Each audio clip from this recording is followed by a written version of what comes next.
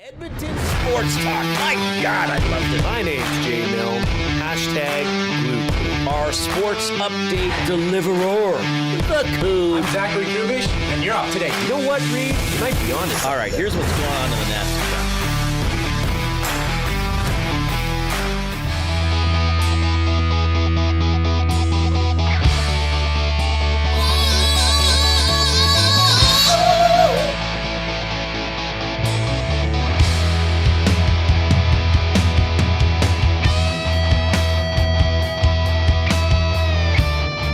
I know who you are. Jason Milne of the Reid Wilkins Show, 3 to 6 p.m. on Edmonton Sports Talk. Have you come at long last? I think I hear him coming now. Who came up with a dog with a cape? When did that arrive? I watched Superman for years on television. I never saw a dog with a cape. All right, dog with a cape. That was last summer.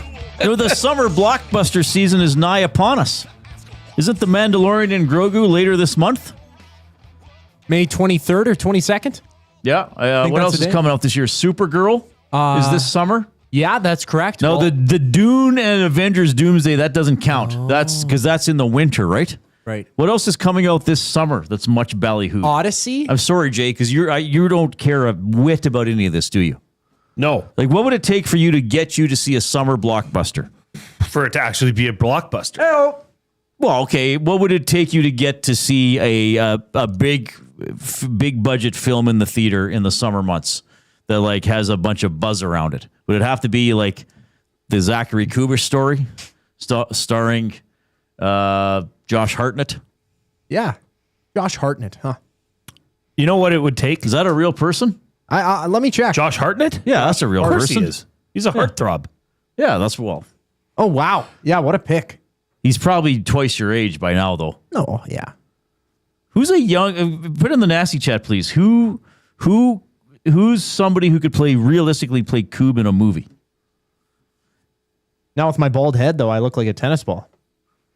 Maybe Andre Agassi could play you. Penner's Pancakes in the nasty chat. My wife is now a confirmed full-time EST listener. I leave in the morning and Dusty and LTV are on the TV. And when I get home, Reid and Jay are on. Hello, Penner's Pancakes wife. Hi. Is it Mrs. Pancakes? Mrs. Pancakes. You got to be careful complimenting her. You know what it would take for me to go and attend a blockbuster summer movie? It's really simple. It would be an invite from you. If I took you. No, you don't have to take me. You have to invite me. Well, right. If I said, hey, man, what if I said, hey, we got to go see this? If you said, Jay, I want to hang out. Okay. Outside of the confines of work. Spider-Man this summer. Oh, Disclosure Day. Disclosure Day. Mortal Kombat 2. We'll go to Coob. Okay.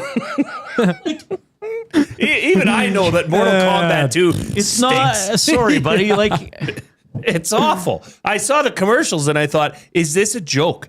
Is this a spoof? Is this hour has 22 minutes spoofing Mortal Kombat? Yeah, that's kind of what it is. Yeah. I think because you and I have talked about alien life forms on this show, we interviewed the now late Nick Pope a little over a year ago, and we talk about unidentified aerial phenomena. And you know, as much as you're not that into film, you know who Steven Spielberg is. I have heard of him. Disclosure Day is his film.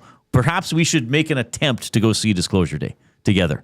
We could put it on as a possibility. Now, we have other things we have to try to do this summer, such as golfing together at the Edmonton Garrison Memorial Golf and Curling Club. We got to do that. Maybe another round of golf summer. So we're both busy guys, but maybe that's something we could try to do. Maybe we could get other EST people to come along with us as a group. We could go see Disclosure Day. I don't even know when it comes out, but that would be up there. Yeah, if you invited me, I'd probably. But certainly Spider-Man Brand New Day would be up there because we're getting into the summer movie season. Spider-Man Brand New Day, July 31st. There's another scary movie coming out. Supergirl is June 26th because we played that clip from Superman. Or not from Superman, sorry. This clip is not from Superman. No. Who came up with a dog with a That's cape? Mike Francesa talking about seeing the Superman film. Yes. So Star Wars, Mandalorian, and Grogu is May 22nd. The Odyssey is July 17th. Okay, when is Disclosure Day? June 12th. Why can't I see it? June 12th. That's what it says here. That's on barely IMDb. over a month away. All right, just something to file away. We don't have to put it in the calendar. We don't have to commit to anything. It's just maybe someday. I wonder if there's like a noon show at West Edmonton Mall, if we could make it back in time to do the show. What time's the earliest? Yeah, do they have like Do they 11 do- a.m. shows? What's it called? A morning movie? A morning nay. A morning nay. A morning nay. Who could play Coob as an actor? Like current, like not because somebody. I see people in the nest like, oh, a young this person, young. No, someone currently. Nate the Builder, Stephen Merchant. Who's that? He's probably thrice Kubish's age, but he would look a little bit like him. All right, 780-218-9999 is how you can text us. That is the afternoon inbox, and that, of course, is presented by River Cree Resort and Casino. Don't forget to get the River Cree mobile app. It's free to download. You can get exclusive offers and promotions. You can get show tickets. You can make reservations for hotel rooms and restaurants. It's safe, secure, and it's easy to use. You can email reid@edmontonsportstalk.com, jay@edmontonsportstalk.com. If you'd like to say, if you'd like some direction for your Limerick topic today, it would be summer blockbuster movies, past or present. Okay. For your Limerick. What's been the topic biggest summer blockbuster? Like, did summer? Okay, let me ask you this. Jaws started it. Okay, good. I'm glad you said Jaws because it has the cachet around the summer blockbuster dwindled over time. No. You think they're still as big as they ever been? Because fewer people go to movies. Rotten Tomatoes, 75 best summer blockbusters of all time. They went in reverse order. Number 1, E.T. Number 2, Mad Max Fury Road. Number 3, Inside Out. Number 4, Toy Story. Number 5, Alien. Number 6, Up. Number 7, Finding Nemo. Number 8, The Dark Knight. Number 9, the Star Trek one with Chris Pine. Number 10, Star Wars. IMDb, biggest summer blockbusters of all time by year. It starts in 1975 with Jaws. 1976, The Omen. 1977, Star Wars. 1978, Grease. Barbenheimer. That was the last big one. Did that come out in the summer? Yeah, July 21st, 2023. So for 2023, this site actually has Barbie. Well, What a Oppenheimer. blockbuster. But it was It was a blockbuster. Yeah, it was a huge movie. It was a massive film. What's Inside Out? Huge. It's an animated movie. I've actually seen that one. It's a very good movie. It's like a young woman and her feelings are represented by people living inside her, basically. yeah, sort you of. get inside the brain and Right. they kind of have fun conversations. Do you haven't anger shown and Inside Out to fear your and kids? sad. They're the perfect age to watch it. Are they? They'd love it. Yeah. And she plays hockey, does she not? Yes, she does. Yeah. Forget the main character's name. But I'm just saying, like, you go back to 1996, Independence Day. Yes, that would be a summer blockbuster. That was whether a you like the blockbuster. film or not. Like that one, I feel like everybody watched. Maybe people don't watch movies as much as they No, used. fewer people I think are attending the cinema. 1993 Would be Jurassic Park. Oh yeah, that would be huge. Yeah. So what'll it be this year? We're going to find out. We're going to try to see as many as possible. At least I 1986, will. Reid. Now you've told Top me Gun. off air this is one of your favorite movies of all time. Oh, from 86. No, Top Gun. Top Gun. Top Gun is one of my most overrated films of all time. You know, okay. Top Gun Maverick is better. Maverick I think. is better. Yes. Yeah. Top Gun Maverick. was- Top Gun. I'm like, okay. 1985. That's not Back to the Future, is it? It is. It is Back to the Future? Okay. Yeah, like that'd be a legitimate summer blockbuster, looking back on your youth. How old were you? 4 when you went and saw it? I would have been 4 then. I did not see it then. Poopy J get DeLorean? Poopy J. Okay. You okay? Lilo and Stitch was last year's summer blockbuster. Yeah, I don't remember that one. That movie was all right. It was the same exact movie. Oh, if a but lot of live kids action. went. I went Oh, it's with my live niece. action. The creatures are real now. Yeah, it was a fun movie though. Who's Drew Starkey? He's a gentleman with a buzz cut. Okay. Yeah, Jasmine that's says about that's it. who could play you in a movie. Drew Starkey? Yeah, I don't Let's know. see who that what is. movies. I don't think Jay. I don't think I know anybody under the age of 35 in my life or as a famous person.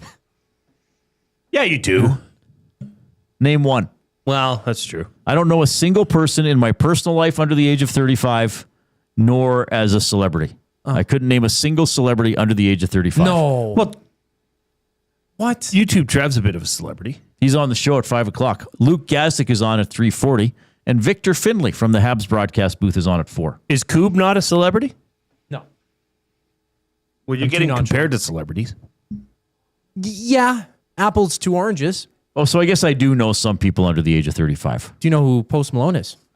Yes, I do who that is. Yeah. He had What does that have to drinking, do with drinking anything? song, Pour He's Me a a Drink. celebrity. No, but Under he the doesn't age know of him. 35. But I said, do I know any celebrities, like who they are? Justin Bieber? Oh, but I know. I thought you meant no. Bieber's Like, no. Bieber's over 35. Is he? Bieber's going to be pushing 40. Bieber's 17. He was like 12 when he came on the scene. Bieber's here. got to be 32 years old. 1994, March 1st. All right. 780-218-9999 is how you text us. River Cree Resort and Casino inbox. I gave the emails. Send your limericks there as well. You can get us on iHeartRadio, TuneIn Radio, favorite the station, make it a preset, whatever you need to do on those excellent audio streaming apps. Maybe you have us on YouTube as well. Edmonton Sports Talk. Subscribe to the channel if you haven't already. What did we get? 6 subscribers during yesterday's show, Coop? Hopefully we can get at least that many again today. We're pushing towards 15,000 subscribers. If you are taking us in on YouTube that afternoon, smash the like button. Give us a thumbs up. Click, click, click. Must you click? Please, please click. Must you click? You must click. Thumb, thumb, thumb. And you can post in the nasty chat, speak with us and with each other. So, Sean says, What? Jay, tell me you grew up in a rural area without telling me you grew up in a rural area. well, I grew up in a rural area, but I just have a greater, much. I understand that person's having fun with you. I just have a much greater interest in movies than you do. Sure. Actually, do you think in general, do you think all art is a waste of time? Oh, no. What a loaded question, eh? Why would I think that? But I don't consider... You don't consider Hollywood's film art. no, I don't. So would you watch an art house film? What's like that? Like a quirky independent film. Probably not. Like The Life of the Coob, but there's no dialogue or Oh, something. Life to Coob, I would watch. Actually, In black and white. Actually, See, I would a story about the Coob with no talking, that I would watch. That would be entertaining. Yeah, but that simply won't But happen. that's quite fictional. Yeah. That's not based on the Coob Okay, at all. let's talk about something So realistic. I got to tell you something, Coob. The other day, earlier today, sometimes I joke around about you and other people, including myself. For sure. But I said to Jay, we should say to Coob, okay, Coob, here's your question. You have to answer in 5 words or less. Well, why don't you and do your that? answer, That would be your amazing, answer, yeah. and your answer would be, okay, so 5 words or less. So five, that's the number of fingers I have. So it has to be shorter than that. So that's actually 1, 2, 3, 4, 5. That's actually not a lot of words. So if I were to say something like, I don't like it, well, that would be an answer, but then I'd have a word left over. That would be you Yeah. answering in 5 words or less. Yeah. You are very correct. Thank you. Missing one word, Coob. Sir. You are Or less. very correct, Or less. sir. Whatever. Or less, yeah, bonus. So you're just not big into movies, and you think Hollywood is a big overblown machine. Would that be fair? Yeah. All right. So what movies do you want to watch? then? Documentaries. But Hollywood makes some of those, or Hollywood adjacent people. Sure. Okay. I like those. I like sports documentaries, to be honest. Okay. That I can get behind. And I will be honest, I do like some of the cartoon movies my daughters watch. Bugs Bunny. No, what do they watch? They watched one called Migration. It's about a family of ducks that migrate to Jamaica. Oh, no way. It was cute. And it was animated, or it was? Oh, yes, very animated. Okay, it wasn't. It was very animated. So I was wondering though. Speaking of something that might require some artistry, is it appealing to anybody out there to be the general manager of the Edmonton Oilers if Stan Bowman were told that his Ooh, duties what a question. with the team had ended? Is that an appealing job? What a question. Is that a job where you think I'm going to jump right in there and a couple big moves and this team is off and running? Oh, wait. I can't make any moves. Well, My hands are tied. Well, it's a good thing the cap's going up. All right, here are the players with no movement clauses. Leon Draisaitl. Why don't you name the ones without? No, let's name the ones with, because some are going to be UFAs. No movements for next season. Draisaitl, McDavid. Hyman can actually be traded starting July 1st. He has an 8-team trade list. Nugent Hopkins, full no move. Trent Frederick, full no move. Matthias Janmark, 1 year left, 10-team no trade list. Darnell Nurse, full no move until next summer. Matthias Ekholm, full no move. Jake Wallman, full no move. Tristan Jarry has a partial no move. 12-team no trade list. But I mean, I don't know how tradable he is. So let me just ask you this. I want to know what the listeners think as well. Because, everybody's kind of down on the Oilers right now, and Bowman is. So let's say Bowman gets fired and they call you and offer you the job. Are you jumping at it? Or are you thinking like, I'll wait and see what else is up there. I don't need to work that bad. Yeah, that's a tricky one because you're coming into a very unfavorable situation in terms of the assets that you can maneuver with, right? The pieces that you can work with. Because a lot of this team, yes, is locked up with no move clauses. Right. Now, I don't think... I mean, there is... Okay, Adam Henrique, UFA. Dickinson, UFA. Roslovic, UFA. Kapanen, Max Jones, UFA. Lazard, UFA. Right. I mean, those were players that were in the lineup this year. For the, Dickinson came a little later. But those are all contracts. The highest contract out of all of those names I mentioned is Adam Henrique at $3 million. I mean, so even if you don't come to terms with those players, you still have to go out and replace them. Right. With what cap space? I guess. I mean, the cap is going up. Sure. What is it? $9.5 million? I know Bouchard does not have a no move. Though I don't know if he would be traded. Well, he can't even get nominated for the Norris Trophy. Can't even get nominated for the Norris, Reid. What are you talking about? Yeah. So anyway, I'm just curious what people think about that. I mean, most of you are Oilers fans. Do you think it's if something were to happen? And we don't know. Like Jay, we've talked about this every day this week. If something's going to happen, does it not have to happen? Let's say during the second round of the playoffs. Like if you're going to fire at least Bowman, does it not have to happen before the conference finals start? Like how long do you need to evaluate it? And if you're cleaning house, then you better get to it because you need to replace the parts of the house you're cleaning out. I'm starting to wonder if Stan Bowman will be leaving Edmonton. Caster 1990 says, how about firing Bowman and promoting assistant GM Bill Scott? He's taking interviews for Canucks and Preds. Why not him? I wonder how that would go over. I wonder how that would go over with the fan base. Bill Scott's been in the organization a long time. He kind of handles cap stuff. He's more of the cap specialist, but he's certainly been in the organization for a long time. Would that be acceptable with the fan base, or would that be like, well, you're just hiring from within and the people within are already a part of a team that didn't have a very good year? I think it would be a fresh face, but a familiar face. Mm-hmm. I think it would be somebody that says, okay, maybe the doors are open to exploring moves and options with other than one or two teams. Right? He's got all the relationships with other GMs around the league. Yeah, he would be known around the league, sure. I mean, he knows exactly where Edmonton is at and what situation they're in and what they need. I think A, Oilers fans would just be happy that there's a change. And B, I actually think that would be very well received, Reid. I think if they do something, they go outside the organization, personally. I mean, this could all be happening this week and just not announced. Because if there's a new GM, does that person then not have to decide what happens with the coach? Well, yeah, that's the chain of command. Right. I mean, the Elks just went through it, right? They cleaned house. Chris Morris. And then they've hired in a certain order. Chris Morris was announced as president. Right. Then he hired Ed Hervey as his GM. Right. Ed Hervey went out and hired Mark Killam as his head coach. Yeah. By the way, Mark Killam's going to be on this show tomorrow at 4 o'clock. And also tomorrow, we have a couple other, one in specific, exciting announcements about our Elks coverage for the upcoming season. Big news. I'll just leave it at that for now. Big 780-218-9999 is how you can text us. That, of course, is the River Cree Resort and Casino inbox. More on the Oilers and the Stanley Cup playoffs throughout the course of the show, but specifically with Luke Gazdic coming up in about 20 minutes. We got to get to the afternoon headlines presented by 100.3 The Bear, Edmonton's best rock. Stream them on iHeart today. This is Chet Palmer with your sports report.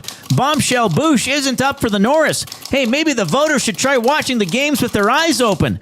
This is the biggest snub since Judy Garland at the 55 Oscars. Western League final tomorrow. Prince Albert against Everett. Hey, Jason Milne, is that a silver tip in your pocket, or are you just happy to see me? College boy Ike Howard will play for the Yanks at Worlds. The last time I was this excited to see an American go to Europe, it was Chevy Chase. I'm Chet Palmer. Was Judy Garland snubbed? Wait, you don't remember that? No, Chet. She should have won for A Star Is Born, but she lost to that Grace Kelly and the Country Girl. I was front and center, press row.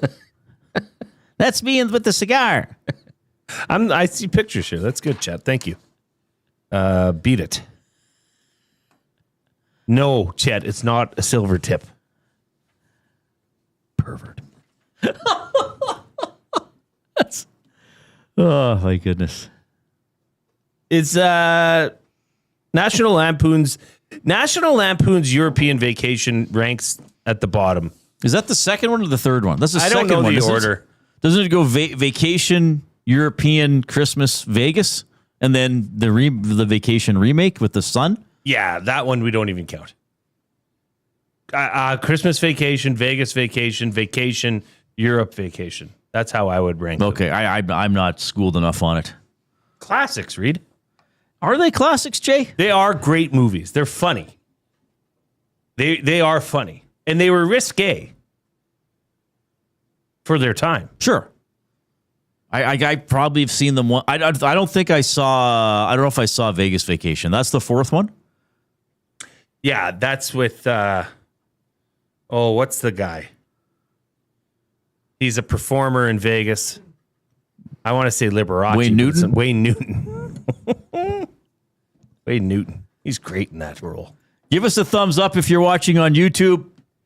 Let's get to 100 thumbs as quickly as possible and then see how high we can ascend. Beyond that, ideally, we'd like to get to 100 and... All right. We have Luke Gazdic coming up in about 17 minutes. He's always a pleasure. We'll go to Buffalo. Victor Finley is there with the Montreal Canadiens, does play-by-play for the Habs on TSN 690, so we want to get more of the lowdown on that series. YouTube Trev is going to hop on this afternoon. We have a bunch of other fun stuff. We got to do the off-topic topic. I'm getting ahead of myself. Oh, I like this off-topic topic a lot. The off-topic topic is presented by William Huff. Since 1952, William Huff has provided industry-leading advertising solutions for thousands of valued clients. Their unparalleled customer service, combined with decades of industry expertise and a desire to make every job the very best can be, is what they call the William Huff Advantage. Visit their website at williamhuff.com or give them a shout, 780-454-4536. So with Evan Bouchard not being a finalist for the Norris Trophy, he didn't receive enough votes, so he finished fourth or worse. Some would call that a snub. Other people are delighted. So even some Oilers fans are delighted that he didn't get in the top three. That's perhaps a discussion. And we'll later share on our in the thoughts show. on it later, right? But we would like you to tell us about a snub that happened in your family or at your workplace. Okay? So this is someone not invited to a wedding, left out of a wedding party, not invited to a birthday, left out of something at a family, or something at work. Somebody's not invited. Somebody doesn't get recognition for work they did. Somebody doesn't get a promotion. We want the story. We'll keep the people anonymous, or you can tell it as anonymously as possible. We want to hear about a family or a workplace snub, and we don't want you to hold back. Well, I want to hear yours because you've been. I don't really have one. You've never been snubbed for a promotion at any of the different media outlets you've worked at? Well, I mean, I applied for dozens of jobs that I didn't get, but a snub would be where you think it's realistic you can get it. I would think. I mean, in terms of my social life, that's just daily. I'm left out, so I don't even consider that a snub anymore. That's just the life of Wilkie. That's just the life of Wilkie. Sorry about that, buddy. I don't know. Like this one really. But like, somebody's gonna a have family snub. Like, yeah. But see, we you and I are lucky because we would not care about this. True. But some people would or would know somebody that cared. It doesn't have happened to you. It doesn't even have to be something you cared about, but it could be something you witnessed. You know, Mark in accounting one day realized he wasn't being invited out for coffee every day with the other accountants. Right. But more dramatic than that. I've got a little bit of a reverse snub. Oh, okay. Because the old switcheroo. Well, for the ladies that are listening, and including Mrs. Pancakes, when my sister got married, she married my former best friend. He was my best friend. He's not your best friend anymore? Well, now he's my brother. No, you call him your brother-in-law. Does he have a gambling problem? he does not. Would he be listening right now? Well, yeah. Do you remember when you first brought him up, what I referred to him as? Yep. Yeah. Yep. Sure did. That pervert. But when she got married, April and I, my current wife, my current wife. My current wife. What an awful thing to say. That's amazing. You know, this woman, April, currently my wife, by the way. Yeah. We were dating. Is April listening? I don't know. Probably. I don't know. Maybe she'll text you. What's up? She'll text me, say hi to Wilkie. What's up, babe? We were dating. So my sister said, look, Jay, you know, I got to know, you know, because it was courteous. It would be the courteous thing for my sister to do to include the other sister-in-laws in her wedding party. I see. Yeah. She said, you got to is this thing with April serious? I'm like, well, yeah, of course. Yeah. She's like, do you think you're going to, you know, you're going to get married? Yeah. I'm like, well, yeah, that's the plan. I'd really like to. She says, okay. So then that was like the permission of granting April. Oh, okay. You know, which I understand. Yeah, but they were ready to leave her out though. Well, they were ready to leave her out. If you weren't ready to drop the one knee, old April wasn't getting in the wedding party. So I did it at their. I proposed to April at their wedding. Oh, no, sorry, April. You're not in the family section. I'm sorry, April. Well, that's a tough one because my sister has to look at that wedding photo for the rest of her life. Right. And if April wasn't a part of her life. Somebody that you dumped the next day. Yeah, it would be a, you know. Yeah. So she just was, you know, testing the waters, which I appreciated. Yeah. And yeah, Casino Dealer Jay does bring up a good point that I've now been snubbed for an ST 2 years in a row. Oh, see, that's a good one right there. And I am trying to go for 3 in a row. You didn't win one this past year? No, I'm trying to go as long as I can. How come you didn't win Rookie of the Year and I did? That doesn't make any sense. Because the year I was up for Rookie of the Year, I wasn't even here full time. Oh, sorry. Okay. Trev won it. Good winner. He's on the show today. He's on the show, and I'm going to lambaste him for winning that and stealing Frisbees and stuff. Okay. 780-218-9999. Off topic, really buff. I did not propose to April at their wedding. And before we continue, does anybody have anything to say or have rolled their piece? Yes, I'd like to propose to my girlfriend. That's not what I meant. The Bond villain. That's not what I meant, Mr. Milne. That's a dick move. McLean. Proposing at someone else's wedding. Sit down, McLean. Yeah. Like, do you know anybody? Like, I'm sorry if you did that, but I wouldn't do it. It wouldn't be it's like in the middle of the dance, and then all of a sudden it's like, hey, Tina and Phil just got engaged. Talk about stealing the thunder. Oh, they were I'm so glad when they left Edmonton. Tina and Phil? They were awful to be around. Okay, Luke Gazdic in about 10 minutes. I hope Luke is listening right now. We'll do your play of the day in the next segment, and then Luke, Coob's up right now.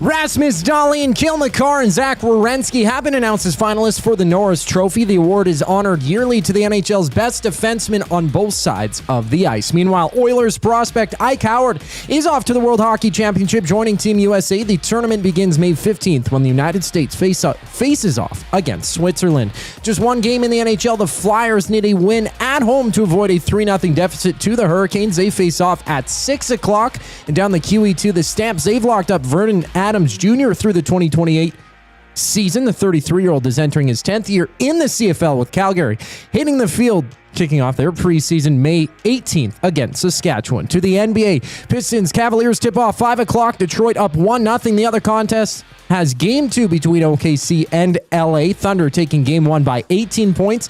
Over to the majors. A pair of games are live. Bottom 7th inning, the Pirates doubling up. The D-backs 4-2. Well, the Mets and Rockies are knotted at 2 aside, top of the 8th. This sports update is brought to you by Say the Reid Sport Medicine. Connor McDavid's got a team of specialists, and you've got a bag of frozen peas. Get the same locker room approach that's trusted by the best in the game. Call them at 780-460-9977 or visit their website at saythereidsportmed.ca to book an appointment today. Jay's Play of the Day up next for Play Alberta here on the Reid Wilkins Show. I'm Zachary Kubish, keeping you in the loop. Two guys and a goalie. Does a coach who had an excellent NHL playing career automatically carry more clout when he walks into a dressing room? For me, I would say yes. All the coaches that I had in North America, and even in Europe too, they were all former players. I had Claude Julien. I had, obviously, Ron Lowe. Two guys and a goalie, presented by GS Construction. Tuesday and Thursday afternoons at noon, only on Edmonton Sports Talk, your clear choice for Edmonton sports. We have what you're looking for. GD Liquidators is Edmonton's one-stop shop for new and used warehouse, office, and industrial items since 1987. You'll find what you want when you want it. Give us a call, visit us in-store, or check out the monthly auctions at gdliquidators.com. 100% Canadian-owned and operated. We have what you are looking for. GD Liquidators. Your home for great performances is the River Cree Resort and Casino. God, I wish I could meet somebody like you online. She's got me in the friend zone. Don't miss Morgan Jay's musical comedy May 23rd. 9 p.m. show is sold out. Second 6 p.m. show added. Tickets at rivercreeresort.com. River Cree Resort and Casino. Excitement? Bet on it. GCL Diesel has been serving oil country since 1972. From diesel cars to SUVs to pickups. From farm tractors to school buses to a big rig. From diesel generators to forklifts, GCL can test, troubleshoot, and repair all diesel fuel system components. Whether it's injectors, pumps, turbos, filters, or additive, GCL has the parts you need to keep your diesel running the way it should. For genuine diesel parts at wholesale prices, visit GCL Diesel in the West End or online at gcldiesel.com. GCL Diesel. Diesel understood. The Canadian Brewhouse has a happy hour for any scenario. You finished work early? Happy hour. You finished work because you accidentally hit reply all to the entire company? Big happy hour. Your boss said, great job. Happy hour. Your boss said, per my last email. Ugh. Emergency happy hour. You finally closed the big deal. Happy hour. With a huge selection of ice cold drinks and great food, the Canadian Brewhouse has a happy hour for whatever just happened at work. The Canadian Brewhouse. Your day just got happier. Hey Edmonton, did you know a local Play Alberta winner scored over $430,000 on Desert Fantasy? Think about the rec room you could build with that kind of cash. From major casino winners every hour to jackpots worth millions and hundreds of popular games to money that stays in the province, there has never been a better time to sign up for Play Alberta. Download the app today to get started with casino, sports, and lottery, all in one app. Must be 18 plus to play. When you gamble, use your game sense.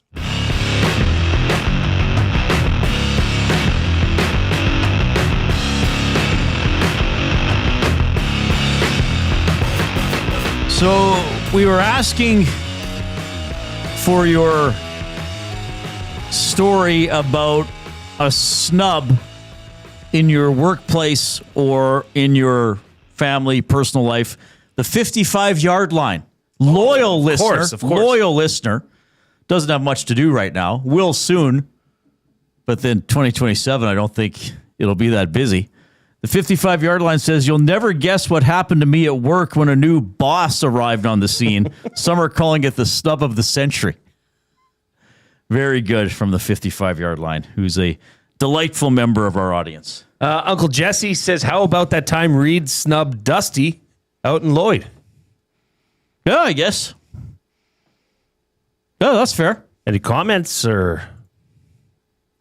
I have no further comments. I mean, it was in 2004. Dusty's done fine. I knew he would do fine. Do you ever wonder what would have happened to the trajectory of Dustin Nielsen's career and life had you given him that job? No, I've never thought about it. I really haven't. Really? No. Oh, I would think about stuff like that. I think we would have had a hell of a time working together. I don't know how much work would have got done. Yeah, I often think about that because where did he go after he didn't get that? Did he go to Fort McMurray? Was it Fort Mac or he might have not been in Lloyd very long if he wanted to do play-by-play a little more, right? Because we didn't do a lot of play-by-play there, right? Well, any at that time. No, I don't think about it. I mean, things played out the way they played out. Right? Yeah. It's So, like even stuff that I didn't get along the way. It's like, okay, whatever. You didn't get it. Like, just what if yourself to death? Sure. You know. Dave from Ewell says, pretty sure April just got the ultimate snub. Currently, he says. So I was talking to this is Jason Milne. So I was talking to this woman, April. She's my current wife, by the way. That's so bad. People would be like, sorry, what? Yeah. Sorry, you were talking to a woman or you were talking to your wife? Yeah, a woman who is my wife. So you were talking to your wife? Yeah, that's what I said. We've been married for 18 fantastic. Is today your anniversary? No. When is it again? Didn't we celebrate it last year? July 21st. Right. I think you're off that day. I'm going to book that day off. Actually, I might book that day off. Yeah. No, wait. You could. April could co-host with me. That would be a blast. They would never allow that. Yes, they would. I don't know that they would. I think they would. Okay, we better do this now here. It's Jay. It's play. He's Jay. It's today. It's Jay's play of the day. It's Jay's play of the day. Jay's play of the day. Why limit your choices when you can have it all? Play Alberta is your go-to app for casino games, sports betting, and lottery. All in one bound sportsbook. With easy access to real money games, you can enjoy everything Alberta has to offer, right at your fingertips. Download the Play Alberta app or go to playalberta.ca. Or start playing today, Mr. Milne. Jason Milne, you handsome man, you. Well, Reid, they've come out. Make it sound like some sort of little insects have come out. The lines for regular season wins in the CFL have come out. Oh, good. Okay. So this is a yearly custom that's become an annual tradition for Jay Milne, is the Elks. And Reid, when I first saw this, I was somewhat surprised. Now, should I be? Shouldn't I be? Everybody can have their own reaction. But the line is currently set at 7.5 wins, which means if the Elks win 8 or more games this year, this would cash. Now, I know it's a long play. You won't find out if this comes to fruition. Well, I guess you could find out. We could find out in week 8. Well, technically, that's week 11, I believe, in the CFL. But yeah, I digress. Elks, over 7.5 regular season wins. It was plus 100. Now, I went to the people at Play Alberta, and I said, look, this is a play that's near and dear to my heart, as I've done it every year since I've been a part of ESD. Would you be able to do a super hyper maximum boost? Right. So they took it from plus 100, and they boosted that to plus 150. So that's what we're riding with. Jay's play of the day, Elks over 7.5 regular season wins. That has been boosted from plus 100 to plus 150. Head over to playalberta.ca, click on sports, click on ESD specials, and you'll see Jay's play of the day right there. There's also a Lock Shop CFL wins future. and many other plays. So if you haven't yet, download the Play Alberta app. And Reid, always remember to use your game sense. It's Jay, it's Play, he's Jay, it's today. It's Jay's Play of the Day. It's Jay's Play of the Day. Jay's Play of the Day. July 21st is a Tuesday. All right, Luke Gazdic coming up after the break.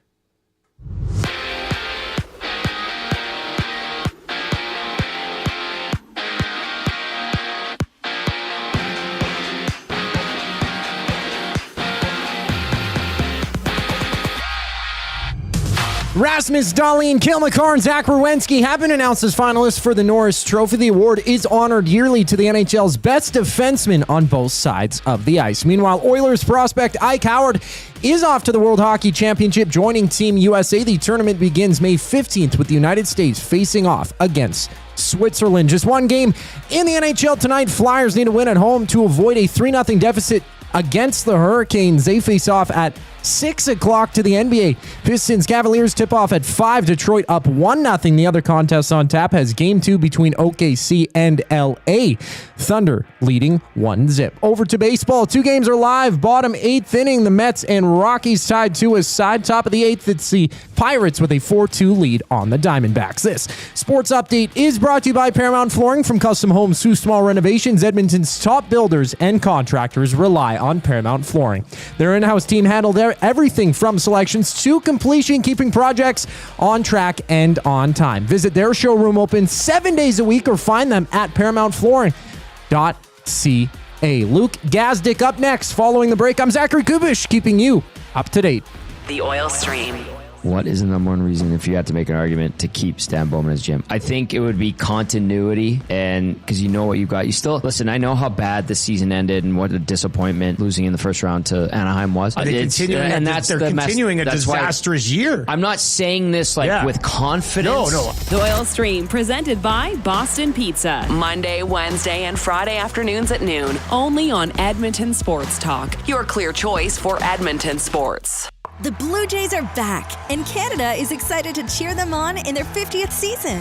Whether you're swinging for the fences at the ballpark or stepping up to the plate with those spring projects at home, Sentinel Storage can help you make room for all of it. From tools and bikes to boxes and seasonal gear, Sentinel Storage gives you the extra space you need all season long. Try 4 weeks free today. Visit sentinelstorage.ca for details. Sentinel Storage, official storage partner of the Toronto Blue Jays. Let's go Blue Jays! At Firehouse Subs, our subs are freshly toasted, stacked high, and crafted to satisfy. Each sub is piled high with premium meats, melty cheese, and toasted to perfection. Firehouse Subs brings bold flavor to every bite, all served on a freshly toasted roll. But we're not just feeding Edmonton, we're fueling it. Dig into the brisket hat trick, piled with slow-smoked brisket and melty cheese. Or go to the Firehouse Subs fan favorite, the Hook and Ladder. Made to order with smoked turkey, honey ham, and Monterey Jack cheese on a perfectly toasted roll. With 15 Firehouse Sub locations across Edmonton and the greater area, it's easy to grab a hot and hearty sub close to home. Firehouse Subs. Hot, hearty, made to satisfy. Your home for great performances is the River Cree Resort and Casino. God, I wish I could meet somebody like you online. She's got me in the friend zone.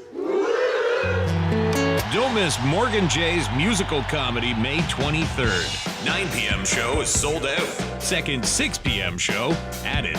Tickets at rivercreeresort.com. River Cree Resort and Casino. Excitement? Bet on it. Goodwill is one shopper, finding something I never knew I needed. A jacket, a deal, one donor, letting go of something so someone else can move forward. One program participant, learning, trying, building skills, building confidence, building a future. One purchase, one donation, one job, one choice. Goodwill is the power of one, the power of one, the power of one, the power of one. Goodwill Industries of Alberta. It all starts with one.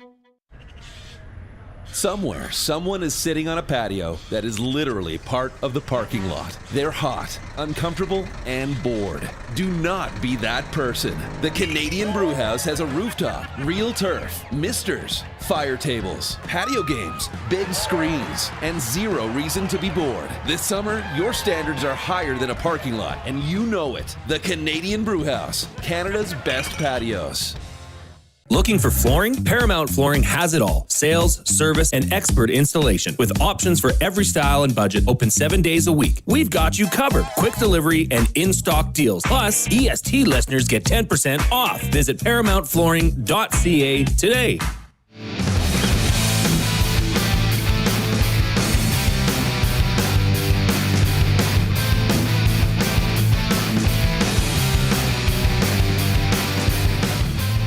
Good afternoon.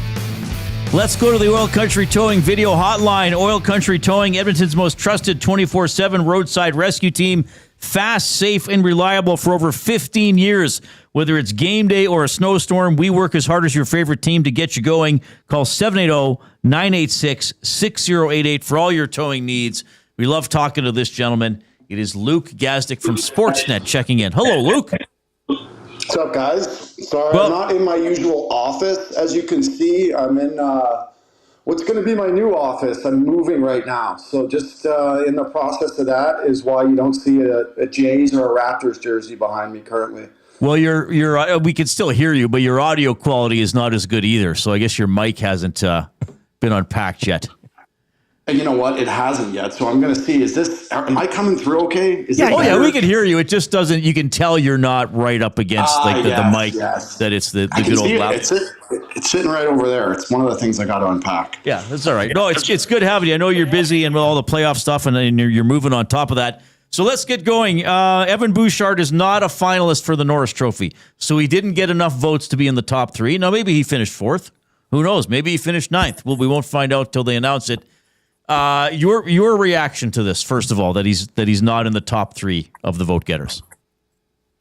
I want to say it's expected, but disappointing. I think just because. Hey Luke, we are losing you there, buddy. You cut the mic cut out. Let's try again. What if I just stay right here? Yeah, perfect. Yeah, sorry, thanks. I think I cover the microphone with my hand when I talk. It happens, yeah. Just to me, and I hate to say this sometimes, just because like I played in the league and I understand how hard hockey in the NHL is. Like the guys are so good these days that they make normal things look incredibly easy, and I think that is possibly a bit of the case with Bouch because he is put up some historic numbers, and I get that the defensive thing is always there. In my mind, am I voting for him? If I had a vote, I don't have a vote, by the way, but if I did, am I voting for him number one? I don't know, but he's at least in the top three. And I think it's crazy that he's not. I just think if you look at his body of work from top to bottom, and I've talked to you guys about him at length, I just think the things he does there out on the ice are some things that no one else in the league can do. And he has a very special and unique skill set. I think some defensive mistakes and blunders at the beginning of the year really hurt him and just the perception of who he is as a player. But you guys know that I disagree with that because, you know, I watched this Oilers team a lot and he's a special defenseman. Yeah, I mean, I don't vote. I would have had him in my top three. Who was it that said, was it Button and Noodles that said they had him number one on their ballots on our morning show, the Nielsen show? So we'll see what happens when it all comes out. Interesting time here in Oil Country. I mean, Jay and I have been talking like, okay, if they're going to make... Give me the update. What's happening? Well, that's what we're saying. Like, Jay and I are kind of thinking, okay, if there are changes, whether it's GM, coach, president, both, all of them, don't they kind of have to happen before the end of the second round? Like, interesting, on Saturday, two of your former teammates, Draisaitl and McDavid, came out and basically said, we are going in the wrong direction, and we need to get it going back in the right direction. I'm just wondering sort of how you digested all of that and some things that maybe could happen here. First of all, I kind of love the press conference, to be honest. I just love seeing honesty and realness from players. And you could tell there's a real frustration to those two guys. I'm going to throw something at you here and just say that I went down to Raleigh for a couple days, and I got to sit down with a couple of those players, including their head coach, Rod Bridmore. I got to talk to my old buddy and roommate, Taylor Hall, for a bit. we talked about the culture there, and it's something that they don't even talk about. They don't even say the word. They call it a buzzword. They don't even acknowledge that it exists. But what Halsey said is the culture is rooted in the consistency that they have there. They've had the same coach for 14 years. They have had the same general manager forever. They've had very similar players in their roster. Now, I understand this is a completely different situation. I'm just saying that at what point do you have to let things build for a little bit here and like give people a real fighting chance? Now, I'm looking at this glass half full, especially with Knobloch, because it's like, do you put another coach in? Do you try this with another guy, or do you just keep them there and let the players kind of build this thing themselves? On the flip side, I absolutely know that when you don't win and when you don't meet expectations, there are changes. And that always seems to happen to management and coaching. That's who it hits first. Sometimes it's players, but it usually isn't. Maybe a couple depth guys, but I'm trying to look at it from both sides, because I do think there probably needs to be some sort of change. That always happens when you don't meet expectations. But at the same time, I just look at the complete opposite end of the spectrum and what they have in Raleigh, and it was like mind-blowing to me. You can feel it from the second you walk into the arena, like walking around their room, watching how the guys carry themselves, watching how the guys skate, watching how they prepare every day, listen to the way they speak, listen to everything that they do at the rink. It's like it's a machine. It is a well-run, well-oiled machine that has been working for years and years and years. And I understand, like I said, I'll say it again, they don't have Connor McDavid. They don't have Leon Draisaitl. So these are different situations, but I just look at a team that has done the right things for a long time. And a huge part of that is consistency. So I have a response to that. And I think it's probably going to be shared by some of the listeners, that my question would be, Luke, is that the Edmonton Oilers haven't consistently established a way that they play, whether you want to call that culture or not. Like, it's sort of been a lot of like, well, we don't defend well enough, but we have to play from behind, so we play the big guys a lot. And I've been bringing up a player a lot over the last couple weeks. He's not new to the NHL, but he's established himself on Carolina, and he's a local guy. He's from Leduc, and that's Jordan Martinook. Like, to me, that's a glue guy. That's a culture guy. You know, have the Oilers brought in enough players like that establish this strong second layer under their support guys? And I would think that that's probably the criticism of the Oilers as compared to a team like Carolina. Do you understand what I'm getting at, even if you don't agree with it? No, I'm with you. And like, I think they do have a style of play, to be honest. I think you just described it. They don't defend incredibly well. That is not the marquee point of their game. They score goals like it's nobody's business, and they have an incredible power play. Now, is that combination for winning? No, it hasn't been. So obviously, like, you got to tweak some things. But Martinook's a great name you just threw out there, because he was one of the guys that, so I sat down with, I think, 4 of them: Stahl, Hall, Stankoven, Martinook, Brindamore. And every single other guy mentioned Marty in like how they approach the game and like how they care about the game. And I got to talk to him about Edmonton a little bit. He like grew up watching the Oilers. He was a really good guy. Obviously had that huge double OT goal in the first round where he had the penalty shot during the game. But those are the guys, right? Like, those are the guys. And I just think this is up to Jeff and this is up to Stan to like go and find some of those guys that are going to help your room, that are going to help your culture and help you at the end of the day reach your goals, just because they're there. They're out there. Just go find them. Luke Gazdic joining us on the Oil Country Towing video hotline. Luke, you know, we get to have you on our show every second week. So a lot has happened in your neck of the woods, and I got to just ask you about it out in Toronto. We're burying the lead. We're really burying the lead here. I got to get your reaction. Can you guys because believe it? I mean, first, you guys have been through it before, but first you get the press conference, and what came out as probably one of the top press conferences in NHL history. then within 36 hours, you go from that to the Toronto Maple Leafs winning the draft lottery and securing the number 1 overall pick. What was your reaction to the ebbs and flows of those, call it 36 hours? Just another day in this city, man. Just another day in this city. It's an unbelievable place. It is never short of drama, never short of just stuff happening around their sports teams. And you're right, like the press conference was one thing. I was cracking up. The press conference had me cracking up. And I know you were probably laughing too, Reid, because it was so Toronto. It was just all over the place, right? Like, I think they expected something different. I think, people reporting and they expected something a little different. At the end of the day, to me, it was like pure entertainment. And then not 24 hours later, you are getting I think it's the possible rights to Gavin McKenna. And the narrative has just spun around on its head.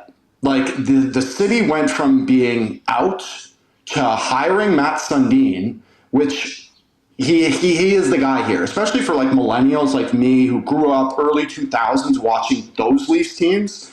Matt Sundin is the guy that he can do no wrong here. He is one of the most beloved sports figures ever in Toronto. So now all these people are back on board. Then you watch the press conference and now the city's back off again. And it's been a crazy, crazy ride over the last couple of days, especially being here in the city. And I just think the narrative is really turned around in the last little bit here. And I really do. I don't know if you guys watch or follow more junior than I do, or even draft eligible kids. Like, I haven't seen a ton of McKenna. Like, I saw highlights for days of him playing in Med Hat and a little bit in Penn State. World Juniors, obviously, I watched every one of those. But if it's him, he's coming into a pretty good situation. Like, he's not coming into – they weren't the worst team in the league. So there's a couple of established stars there. Does it make them cup contenders right away? Probably not. Like, they need a ton of work too. But this city it is never short of drama. That's amazing. We got to get going here. Can you give us 20 to 30 seconds on what it's like for you to see Taylor Hall doing so well in the postseason? It was, first of all, it's a very full circle moment for me. Like, here we are a decade later, and he's leading his team in points going into the second round of the playoffs. It was before the overtime winner in game 2. So it was just cool to sit down and be able to catch up with the man. He, I know you guys know this. I don't know how people perceived him in Edmonton, but I don't always think it was great. I just think he's matured a lot, and he's a hell of a hockey player that's in a really good situation now, and he's seizing that opportunity. All right. Luke, great to have you. I hope the rest of the move goes well. You'll be on with Dusty and LTE next week. We'll have you on this show in a couple of weeks. Enjoy the postseason, my friend. See you soon. You guys rock. Thank you. Luke Gazdic on the Oil Country Towing Video Hotline from Sportsnet, of course, a former Edmonton Oiler. We will have to get to it a little bit later. I have much more to say on what he said about culture and Martin Nuke and players like that. Some people might know where I'm going with it. It's a bit of a bone to pick I have with how the Oilers hire people, players in specifics. Not all the time, sometimes. I think you already know what I'm going to say. But we'll get into that. 4 o'clock break. Okay, I'm really excited to have this guy on after the 4 o'clock break. He does play-by-play for the Montreal Canadiens, so that's pretty cool in and of itself. I think the first time I ever heard this man work, I believe he was calling the University Cup, which is something I enjoy following. So I want to ask him about that career path as well. Victor Finlay is after the break and the Coop. The Lock Shop. Unfortunately, I didn't give the Flyers much of a chance coming into this one, and we've seen this movie before. Carolina waltzing through their division without any problems whatsoever, and then going up recently against a Florida Panther team that swept them, a Lightning team previous years that had swept them. So I don't see any different right now. I think they're better. The addition of Ehlers is just taking their power play to a whole nother level. The Lock Shop, weekday mornings at 11, only on Edmonton Sports Talk, your clear choice for Edmonton sports. You've always known GCL Diesel as the experts in diesel fuel systems, but did you know that GCL is also your source for turbochargers and turbo repair? As a turbo supplier for Garrett, Borg Warner, and Holset, GCL can provide genuine original equipment turbos at wholesale prices. Whether it's diesel, gas, natural gas, or performance, we can provide you with the turbo or custom repair you require. Turbo questions? We've got turbo answers. Visit us in the West End or online at gcldiesel.com. GCL Diesel, turbochargers, understood.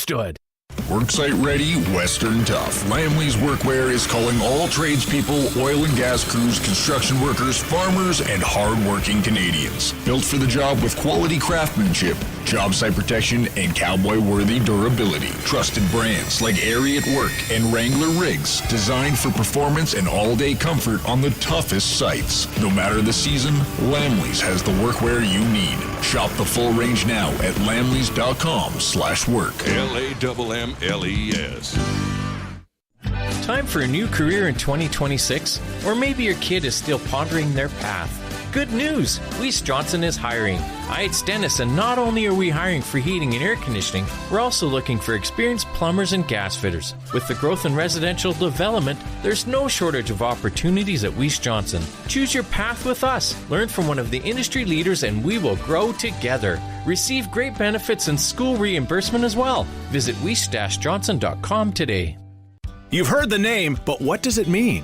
For over 66 years, William Huff Advertising has supplied signage from screen printing to digital to LED with design, production, and install in-house. It's a one-stop shop for all your signage needs. Edmonton owned and operated, William Huff has been trusted by the biggest companies and teams in the City of Champions and many others across the country to do the job. If you're looking for a way to get the word out about your company or event, they are the answer. Go to www.williamhuff.com. Their results speak for themselves.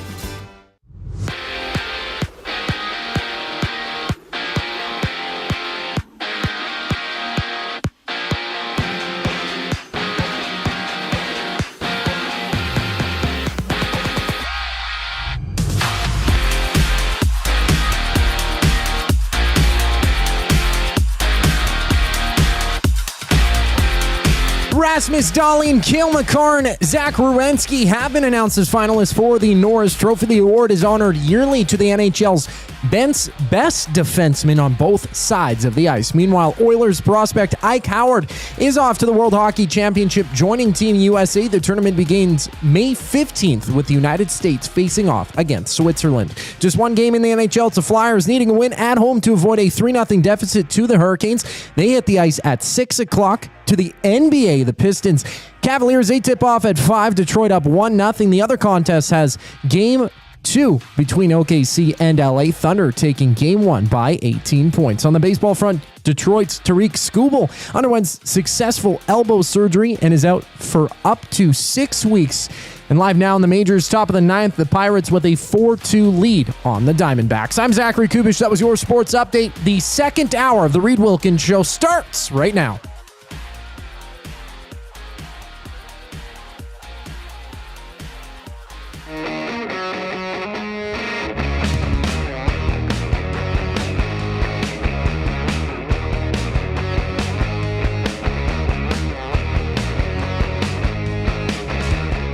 Okay, Jay and I are in the Canadian Brewhouse studio. I believe, Jay, tonight, pretty sure it's going to happen. I'm going to try the roasted jalapeno poblano wings, the wing flavor of the month at the Canadian Brewhouse. Tonight? I got something lined up that I'm going to try them. Spicy, bold, and bursting with roasted pepper flavor. Get them while they're hot for a limited time at the Canadian Brewhouse. I'm going to try them. I'm ready to go. Got something lined up. Can't tell you how it happened. It may have involved Pat Kitt. I've said too much. It's going to happen, though. Maybe I'll have a comment on the wings tomorrow. You know, that you son of a... our guest is in. Our guest is in. Now, we should warn this next guest. If he does a good job, and we enjoy having him, and I think we will, we're going to ask him back. So I hope he knows what the stakes are. Victor Finley is on the Oil Country Towing Video Hotline. He does play-by-play for the Montreal Canadiens on TSN 690. Victor, I'm Reid. He's Jay. How are you doing? I'm fantastic, guys. All this talk about wings and steaks now as well around dinner time for me. I'm ready to go. A little hungry, but let's do it. Okay, but what is this? How long have you lived in Montreal now?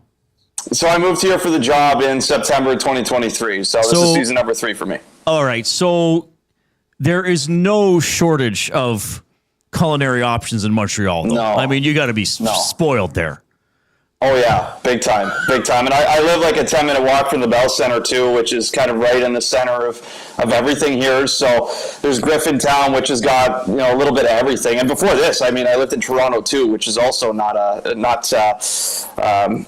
any issue for finding food there at all, right? So I've been pretty spoiled the last 2 years for sure in terms of my culinary options here. Well, good for you. And I should say I'm not running down where I live, Edmonton, because we got some great spots here as well. But I visited Montreal. It was a while ago. When I was in Montreal, I was like, oh yeah, I could spend a few days just going down a street and picking every restaurant. Yeah. So now I think I don't think I had you on my old show, but if I did and I forgot, I apologize. But I think the first time I kind of became aware of you would have it been calling some U Sports stuff? What's your career path here? Yeah, well, that's where I got started on like a national scale, I guess. The first ever game I did on national TV was the University Cup final the semifinals in 2018 in Fredericton. So Alberta would have won. U of A Golden Bears would have won that year against Santa FX in the final. And then I did it the following year on Sportsnet as well in 2019. And that would have been in Lethbridge when the U of A Golden Bears lost that year in the final to UNB. So those are the 2 years. I did a bunch of years at Ryerson University. I graduated there in the sport media program. So I called U Sports /CIS hockey for 3 to 4 seasons. But I did 2 years, at least on the national level, with Sportsnet for the national championship. So that's really where I kind of got my start and cut my teeth, so to speak, with broadcasting. Well, good for you, and incredible you're working the Montreal Canadiens. So who moved on that you got that chair in Montreal? I'm trying to remember. Yeah, so Dan Robertson went to Winnipeg for the Jets, right? So that kind of opened things up here for me, and then a couple phone calls later, I was doing an interview, and here I am. Okay, good for you, and thanks for coming on our show. And thanks for telling your story. I love hearing stuff like that, and you sound great whenever I get to hear you. All right, so now you're in the thick of things. Like Montreal, Buffalo, you probably are not. I remember a thing called the Adams Division. How does it feel around this series? Around these two franchises going head to head. Give us the vibe. Yeah, well, I think it's as much a battle off the ice between the two fan bases as it is between the two teams on the ice right now, right? And I think that's the vibe that's made this one such a great series. And we're only one game into it, so I'm excited to see where it goes. But that feels a little different for the Tampa Bay series for Montreal, right? Like there was bad blood between the Canadiens and the Lightning based off of how the regular season had gone. But the fan base right now, like in Buffalo and Montreal, these might be the two best fan bases going in the Stanley Cup playoffs right now with the second round of the way it's gone. So I think that's just added so much fuel to the fire. I think when you look back at the regular season meetings, these teams faced off 3 times in the month of January, and at least 2 of those games were just barn burners. So I think, we're one game into the series. I still think there's a lot more to come. The best is yet to come with this series, but I think what's made it special so far and the build up to it is not just the fact that it's 2 really young, skilled, talented teams, but just the rabid fan bases on both sides. I can't wait to see what it's going to be like here for Game 3 in Montreal. I'm sure there's going to be some Buffalo fans who make the trip up here as well. It's going to be a lot of fun to watch. Victor, I wanted to ask you about a specific player because if you looked at Montreal's regular season, this was a player you would expect to perform at a high level in the playoffs. Certainly, we went through that with Connor McDavid in the first round, who was underperforming, was held pointless in the first 2 games, and just a lot of questions and a lot of buzz started from his play on the ice. And I'm asking you about Cole Caulfield. You got through the first round, so okay, all's well. Now they dropped the first game against Buffalo, and things haven't gotten moving for Cole Caulfield. Are fans patiently waiting for some bounces to go his way, or is the heat starting to turn up on Cole Caulfield? Yeah, for all the things of this fan base, I don't know if patience is one that I would always associate with Canadian fans. And look, I think rightfully so here. This has been a disappointing playoff run for Cole Caulfield thus far, which is kind of crazy to think because during the last 27 or 28 games of the regular season, more or less after the Olympics, he couldn't miss. He could not miss. It was like every other night, guaranteed at least one goal for Cole Caulfield. And he needed to go on a run to hit 50, and boy, did he ever. So it's hard to imagine that things were just going so right for him at the end of the regular season, and then he hit a wall in Tampa Bay. And I think there's more concern after last night, because the Tampa Bay series was, the way it ended was so tight. Like, there was no space out there for anybody. Kucherov goes the last 3 games, 5, 6, and 7 without a single point. Braden Point gets 1 point the entire series. So it wasn't like it was just Caulfield who was struggling to break through 5-on-5. But Game 1, last night in Buffalo, that was not nearly as tight checking as any of the last 3 or 4 games in the Tampa Bay series were. That's the kind of game that Cole Caulfield should have been more of a factor in, and he gets one opportunity off a bit of a broken play 2-on-1, and it feels like a month ago he would have ripped the shot bar down off a one-timer, but this time he kind of flubs it, and it's a bit of a muffin right into the breadbasket of Alex Lyons. So I don't have a great answer for you as to what's going on here. Like in the first round, I would have attributed it to the fact that there just wasn't enough space out there, and Tampa Bay was so tight checking, but that wasn't the case in Game 1 against the Buffalo Sabres, and he still didn't have a great game. So maybe there's a little bit here going on the mental side of things, and he's not used to having one goal over an 8-game stretch now, and he's got to make a bit of an adjustment there. But my prediction at the start of the series, and I'm still standing by this, is that the longer the second round series against Buffalo goes, the better Cole Caulfield will get. I think he's going to grow into this series against Buffalo, and I cannot imagine that even if this series only goes 5 or 6 games, I can't imagine he's only going to have 1 or none goals at the end of it. Victor Finlay joining us, Habs play-by-play, TSN 690. When Marty St. Louis was hired, it raised some eyebrows. And, there have been some rough patches in his tenure when some people were kind of like, see, I told you so. Nobody's saying that anymore. And here's the life of the world of the NHL. He's the 4th longest-serving head coach in the NHL at 4 years and 3 months. But you would get to talk to him and interview him and ask him questions and scrums and all that kind of stuff. What can you maybe tell us kind of just about his demeanor and why you think he's been able to connect so well with this year's edition of the players? Well, look, I think Marty's just a really inspirational guy to be around, and I think I got to imagine his players feed off of that. When I talk to him, I feel good about myself sometimes, like just the way he talks about the game. And, I think he does a pretty good job, I would say, of separating who he was as a player from what he is as a coach. I don't think Marty at all kind of rests on the fact that he's a Hall of Famer and feels like his players are going to listen to him or respect him solely because of that. I still think Marty has realized that he's had a lot to learn as a head coach since coming into the situation. But I think he's had a great feel for his players. He loves the game. He still eats, breathes, and sleeps hockey, just like he did when he was a player with Tampa Bay and the New York Rangers. He's still the same kind of guy in that regard now as a coach. And I think it's a great fit with the roster he's got, because there's a lot of the players that are kind of like that as well. Lane Hudson, Ivan Demidov, Cole Caulfield, they're all kind of cut from a similar cloth to what Marty St. Louis was. And I think because of that, they've been really able to relate to Marty, and vice versa as well. So for all the criticism, and it was probably warranted, to be honest, about bringing in a head coach who had never been a head coach or even an assistant coach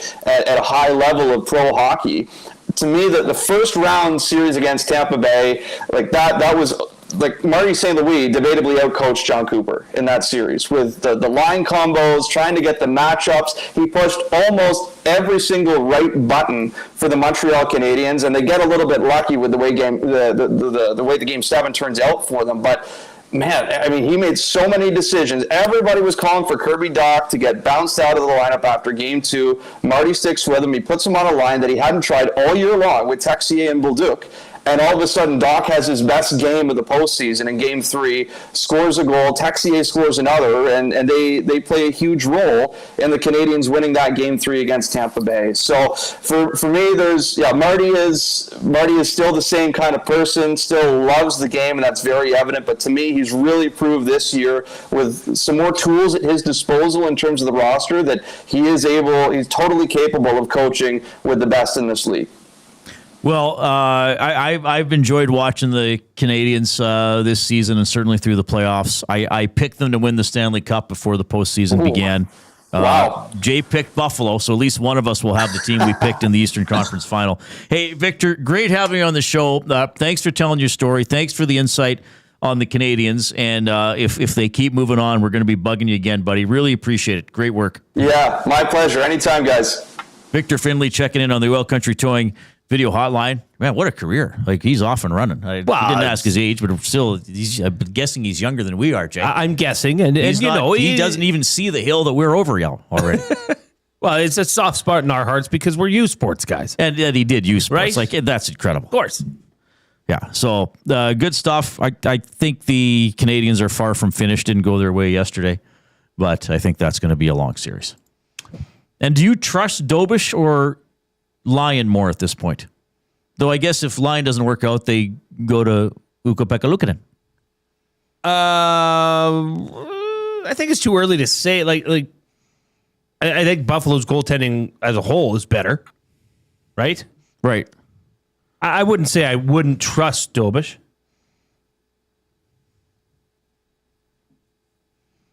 Okay. I wouldn't say that, Reid. You don't have to. I wonder if talking about getting snubbed, that was the off-topic topic today for William Huff, a workplace or family snub. Obviously, this was created because of the Evan Bouchard discussion today, not being nominated for the Norris. I wonder if some Habs fans feel that Lane Hudson was snubbed. Oh, I don't know. Yeah, I don't know. You know, excellent player. Excellent player. Are you what's your view on Bouchard not being in the three finalists or the final three? My honest opinion is this, Reid. If I asked you to name the top three defenders in the NHL. Right. Defensive defenseman. Right. Well, none of those guys. I know. Okay, sorry. Evan Bouchard wouldn't be in the top 10. No, of course not. Okay, that is the issue. I think offensive skills, absolutely, they're there. Defensive, he's much more so of a liability. I think the defensive liabilities outweigh and pull down the overall appeal, at least to those voting. Now, I know what you're going to say. Well, in past years, they've given it. Look at Karlsson. He wasn't a great defender, and he won it. Right. And I agree with you. And I also agree with what Hernan had to say on EST Afternoons that, okay, voters, you've now set the tone. If you go back on this next year and give it to the defenseman with the highest points, even if it is Evan Bouchard, you're simply not keeping it, over year to year. You're not keeping it consistent in the way you're voting. No, but I don't think that is... First of all, the voters could change year to year. I mean, there could be people leave the PHWA or come in. And second of all, as a voter, you have the right to change how you vote. I mean, it's not so in the real world. If you vote for a political party A when you're 18, you can then vote for political party B in the next election. Sure, absolutely. But I'm just the sample size of Norris winners. They've always been offensive defensemen. Sometimes the most offensive defenseman, or oftentimes the most offensive defenseman in the NHL. Boom. You're an automatic. That's simply not the case here. So if Evan Bouchard can go back to do this next year, and this is the second year he's led the NHL defenseman in scoring, do you think he'd get snubbed again? He'd have to. I think it would depend on his overall performance. Okay. So then that's kind of what I said off the hop. But I think the voters would have to not consider if Evan Bouchard had a really good year defensively next year, then that should be all that is considered for that award. I quite frankly this year think Makar got some reputation votes. Of course he did. Now I don't know what the final voting is. I don't think he's going to win it. Makar is just so good year over year over year that it's hard, easy to put him on the ballot. Well, and it's hard for him to stand out really head and shoulders above the rest of the field either, because he's just consistently good. Evan Bouchard's ups and downs defensively, especially earlier in the year, I think put him out of the running for this. And in many, because you talked about it on Two Guys today. I'm sorry, but if I'm watching, covering a game of the Oilers at 7:00 and I've got to be on the air to broadcast that, do a pregame, yada, yada, yada, I'm not watching the 5:00 games. No, of course not. Okay, so if that's all you're hearing out of Edmonton is how poor of a defenseman Evan Bouchard is, that's the broad stroke of it. Forget his offensive capabilities. Right. Then that's what you're going to believe to be true. But you can't deny it's not. It is inconsistent with prior years. Very inconsistent. Yeah, I guess. No, it is. It's not. That's not a. I don't think that's a. Yeah, but I expect that. I guess that doesn't bother me. Yeah, I guess I hold these voters to a higher standard. I wouldn't. They're expect media that. guys. Come on. Then why are media guys voting on it? Seriously. Well, maybe everything should be voted on by the players. I don't know if the players would want to. Why wouldn't they want They have to? their one award. Because the players would get it right every single time. In my opinion. They play the game. So what? What if the players voted top defenseman and they voted Bouchard? What do you mean? I don't get it. Then he'd be the best player, the best defenseman. Then you would accept it, so you wouldn't. Because it was voted on by the people that play the game, right? Like I don't know what is it? 100 and how many? 100. It was 191 last 191 year. voters. Votes. Yeah. Reid, you just can't simply know enough about every player you're voting on. Well, no, that's why you got to, like, if I were voting, than what you hear out of. If I were voting, I would talk to media people in other cities. I would probably talk to a couple players that I would know around the league. I'm not saying that they just mail it in, but there certainly would be bias towards people that are in their market or in their time zone. That's just a fact of life. Oh, probably, yeah. Right? Well, like Ovechkin got a Hart Trophy vote last year, or first place vote. Come on. So 780-218-9999. You can chime in. That is the River Cree Resort and Casino inbox. Don't forget about the $21.99 prime rib special at Tap 25. That's available every day except show nights from 11:30 in the morning to 11 at night. It's available for dine-in and takeout. The prime rib special, just $21.99, rivercreeresort.com. All right, it's 4:22. We got the Oil Understood for GCL Diesel coming up. YouTube Trev is going to join us. We got words of the day. My goodness, what a joy it is to bring you this show. If you're on YouTube, click the thumbs up. If you have not already done so, we need 30 thumbs to get to our minimum threshold of 100. Here's the coup.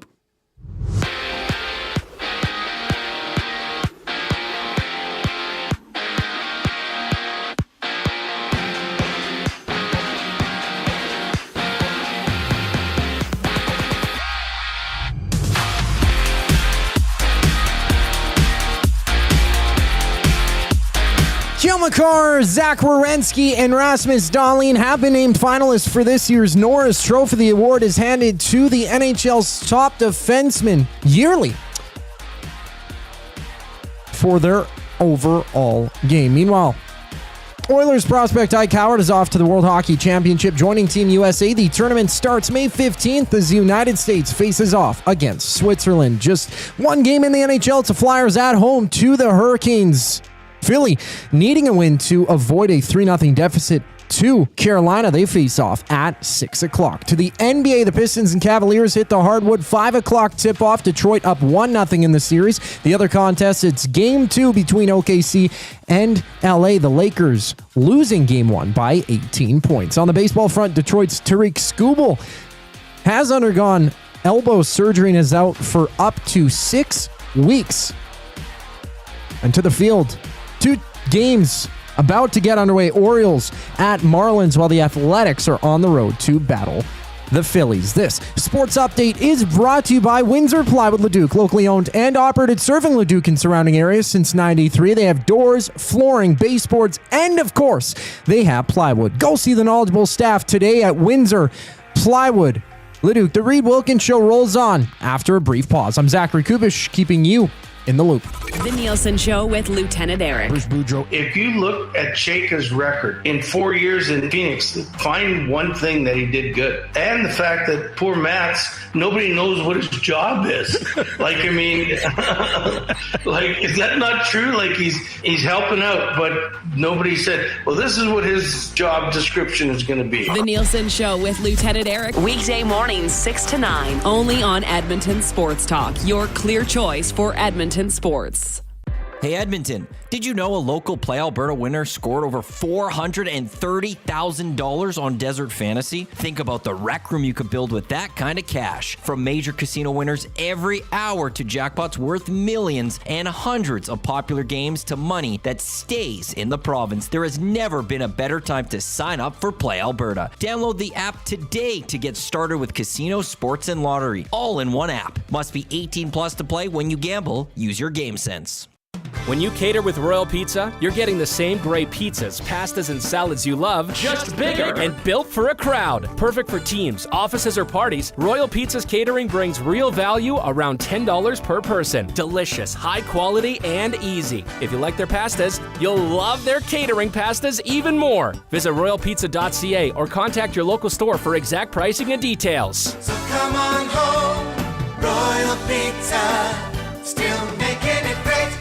At Firehouse Subs, our subs are freshly toasted, stacked high, and crafted to satisfy. Each sub is piled high with premium meats, melty cheese, and toasted to perfection. Firehouse Subs brings bold flavor to every bite, all served on a freshly toasted roll. But we're not just feeding Edmonton, we're fueling it. Dig into the brisket hat trick, piled with slow-smoked brisket and melty cheese. Or go to the Firehouse Subs fan favorite, the Hook and Ladder. Made to order with smoked turkey, honey ham, and Monterey Jack cheese on a perfectly toasted roll. With 15 Firehouse Sub locations across Edmonton and the greater area, it's easy to grab a hot and hearty sub close to home. Firehouse Subs. Hot, hearty, made to satisfy. When gambling, set a budget before you play. Stay informed and visit GameSenseAB.ca to learn how. Remember, if you gamble, use your game sense. Since 1952, William Huff has been the heartbeat of Edmonton's advertising world. From humble beginnings to a citywide powerhouse, we've been the go-to for signage from print to design and installation. Partnering with Edmonton's top sports franchises and major events, we've helped shape the city's global reputation. Our secret? Unmatched customer service, decades of experience, and a passion for excellence we call the William Huff Advantage. Visit us online at williamhuff.com.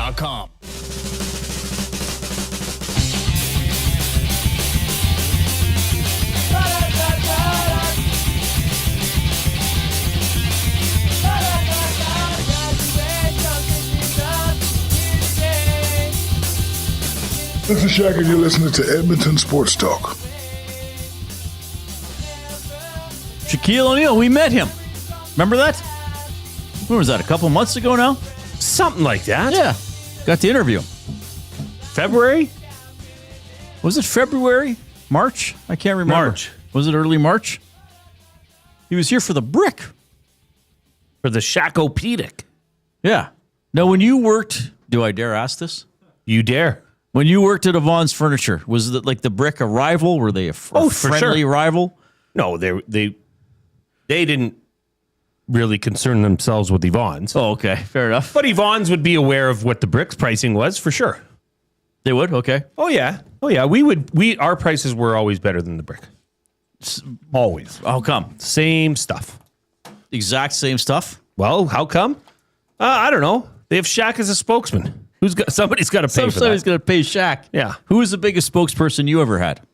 Oh, probably Damon Bunting. Yeah? Yeah, we brought him in a couple times. Yeah, and what was the reaction to that? Great. Yeah. Very well received. Too bad I didn't know you when I could have been a spokesperson for... Actually... Like Dusty never did anything? Dustin, no. Hi, this is Dustin Nielsen. Are you kidding me? Yeah, Dustin Nielsen. Man, I sure wish I had a nice couch to sit on. Let's try this one. Are you kidding me? This is so comfortable. I did have a semi-professional wrestler. Oh, really? Eddie Sheppel. Eddie Sheppel. Yeah, Simply Epic Eddie Rude was his stage name. Okay. And he came in and did we furnished his whole house. It still is a friend of mine. and he would do those local wrestling events at the Londonderry Hall. Yeah. So he came in and like beat me up. Oh, as like a gimmick. Yeah, it was awesome. Yeah. Did he like give you a suplex? Well, it was funny because in the video I'm quite taller than him, but still he took me out. Oh yeah. Yeah, he gave me the business. We should see what's up with him. Maybe we could get him on the show. He'd come on the show. He could come into the Canadian Brewhouse studio. UFC 328 going down Saturday at the Canadian Brewhouse. Catch every hit, takedown, and knockout on screens everywhere with cold drinks and electric fight night energy only at the Canadian Brewhouse. So tonight, just the one game, just Car Phil. Car Phil. Is that tonight? All right. And then tomorrow is the two series that were last. So it's a bit of a break here in the... Colorado doesn't play again until Saturday? Yeah, they went, Sunday, Tuesday, and then not again until Saturday. That's bunk. Yeah, extra day off in between. That's bogus. Yeah, I don't like it when it's... Why are you doing paced like that? Yeah, I didn't look into if it was arena availability or just because it started earlier. They got to wait for Montreal to catch up a little bit. I'm not sure. 780-218-9999, River Cree Resort and Casino inbox. Is there anything you want to hit out of there before I get into the Well Understood, off-topic topic or otherwise? Off-topic topic is tell us about a snub that you saw in your personal life or in the workplace. Doesn't have to have happened to you. Didn't even have to be something you were involved in. Yeah, we've gotten to all of those thus far, but Abutsky does send in a fun fact. I know you love fun facts. I certainly do. Aside from Paul Maurice, every head coach that the Oilers faced in last year's playoffs has since been fired. Hiller, your buddy? What if the Oilers hired Hiller? Would never happen. Well, hey, that would be good news for Oilers fans because Bouch would be a forward. Hiller fired. Cassidy fired late in the season. DeBoer was let go by Dallas after last season. Would they ever move Evan Bouchard to forward, Reid? No, I don't think so. Why not? Such a skilled, gifted offensive player has trouble defending properly. Would look good on a forward group. What would he be like? How tenacious would he be forechecking? Well, it's skating forwards. It's different than skating backwards. Maybe he'd turn into an animal. Maybe. Because didn't Darnell Nurse play at forward at some point with the Oilers? Or am I misremembering? I don't think so. People wanted him to. Okay, maybe that's I think what there was a blogger in Edmonton who wrote about how Nurse should be a center. Yeah, I'm not big in discussing position changes. It's so rare. Yeah, I know it's a hypothetical. I mean, Brett Burns did it the other way. He was a forward in Minnesota, was he not? And Bufflin as well, right? To change positions. Bufflin, right. It doesn't happen very often. 780-218-9999 is the River Cree Resort and Casino inbox. We have the Oil Understood for GCL Diesel, providers of the best diesel engine components around, from turbochargers to injectors, fuel pumps to sensors. They are the official engine. From turbochargers to injectors, fuel pumps to sensors, they are the critical engine component experts. Proud to serve Edmonton and Northern Alberta for over 50 years. Now a partner of Edmonton Sports Talk and the Reid Wilkins Show. GCL Diesel. Diesel.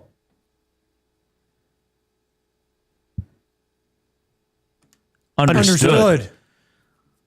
So I'm going to go back to this.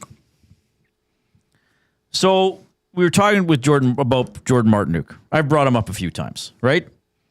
Talking to Luke about him and how he's sort of like just a bit of a tone setter with the Carolina Hurricanes.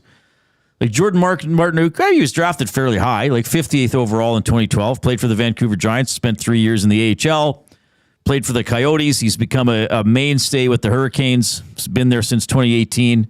I mean, you look at his stats. He's played 797 games, has 262 points. Nothing outrageous. 82 playoff games, 9 goals, 34 points. Nothing. Well, his points per game would be better in the playoffs. I wonder why. So, and I'm not saying the Oilers have never had this type of player, but I don't think it's happened enough where they have a guy who is a depth player, but you would never let him go. Like in Carolina, you'd want Jordan Martinook on your team for whatever it's at now, 8-9 years, and he's probably going to play a few more, right? Mm-hmm. Where you just, I mean, they've wanted Trent Frederick to be that guy, Doesn't look like he can be that guy on the ice. When you listen to him talk, he doesn't. And I hate to include interview stuff in this, but as I've moved through life in my career, I have found that people who can speak clearly and passionately are often good at what they do because they're good at communicating and they're good at figuring stuff out. Like Jordan Martinook, like I've said, it's not like he's he never in the Western Hockey League, he was never he was almost a point a game player in his final year in junior. You know, a lot of guys who get drafted to the NHL are over a point a game in junior and then might have to find another role in the NHL. Like it took Jordan Martinook 3 years in the AHL before he started getting a shot in the NHL. I'm just using his as an example. But whatever you want to call them, energy guys, glue guys, character guys, that they're not on the marquee, but you couldn't imagine your team without them. So I'll ask listeners this, and my answer is not nobody. Like I don't expect sarcasm or anything. My answer is legitimately, over the course of the 7 years in which the Oilers of the playoffs have made the playoffs, and hey, that is an accomplishment, 7 straight years in the postseason. That's better than 10 out. Who have the Oilers had in the Martinook category? Like some depth guy whose energy, knows how to play, brings people together, plays intelligent, and that you really wouldn't want to part with. And so then this gets further to what I'm saying about the hiring process. And really, to me, this ultimately comes down to the GM, because you can talk about the pro scouts or whoever, but the GM has to say, these are the standards we have in place for who we hire. Right? Sure. Do they just look at stats? Do they talk to the person? Do they talk to people about the person? I mean, who was it that was, or you hear these things about the NFL draft, and like we talked to the kid's junior high teachers to see what he was like 8 years ago before he ever thought he could play. You know, like character, passion, intelligence, commitment, work ethic, like all these types of things. And have the Oilers had enough players like this? And then once they found them, have they kept them and used them as well as Connor and Leon to build a culture? I guess that's what I'm getting at. And I agree with Luke. Like, I'm glad he said that Carolina Hurricanes don't actually use the word culture. Like, they just think it's a buzzword. And I sort of have got tired of it over the course of my career. Well, you got to have a good culture. Well, okay, but what makes up the culture? Well, what makes up the culture? The people make up the culture, and the behavior of the people make up the culture. Like, anything from showing up on time or showing up early. You know? What about a Zach Cassian? Is that what you're talking about? He could be along those lines. I mean, maybe, quite frankly, maybe even a Podkolzin. Like, look what everybody says about his work ethic, how he's out there early, how he strives to improve, how he loves hockey, how he's competitive on the ice. I would say Podkolzin, yes, 100%. But is he the locker room glue guy? Is he the complete package?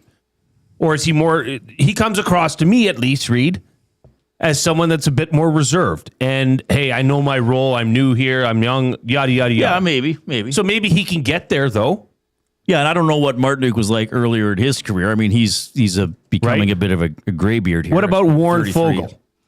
Would that fit that bill? And here's the funny thing, Reid, is that we're having to jog our memories to think of that. I think that's maybe the part of this exercise. See, I'm talking more like somebody, like here's Martinook's goals the last 4 years, 13, 14, 15, 12. Like Fogle could score a little bit more than that. Mm-hmm. Podkolzin hopefully will.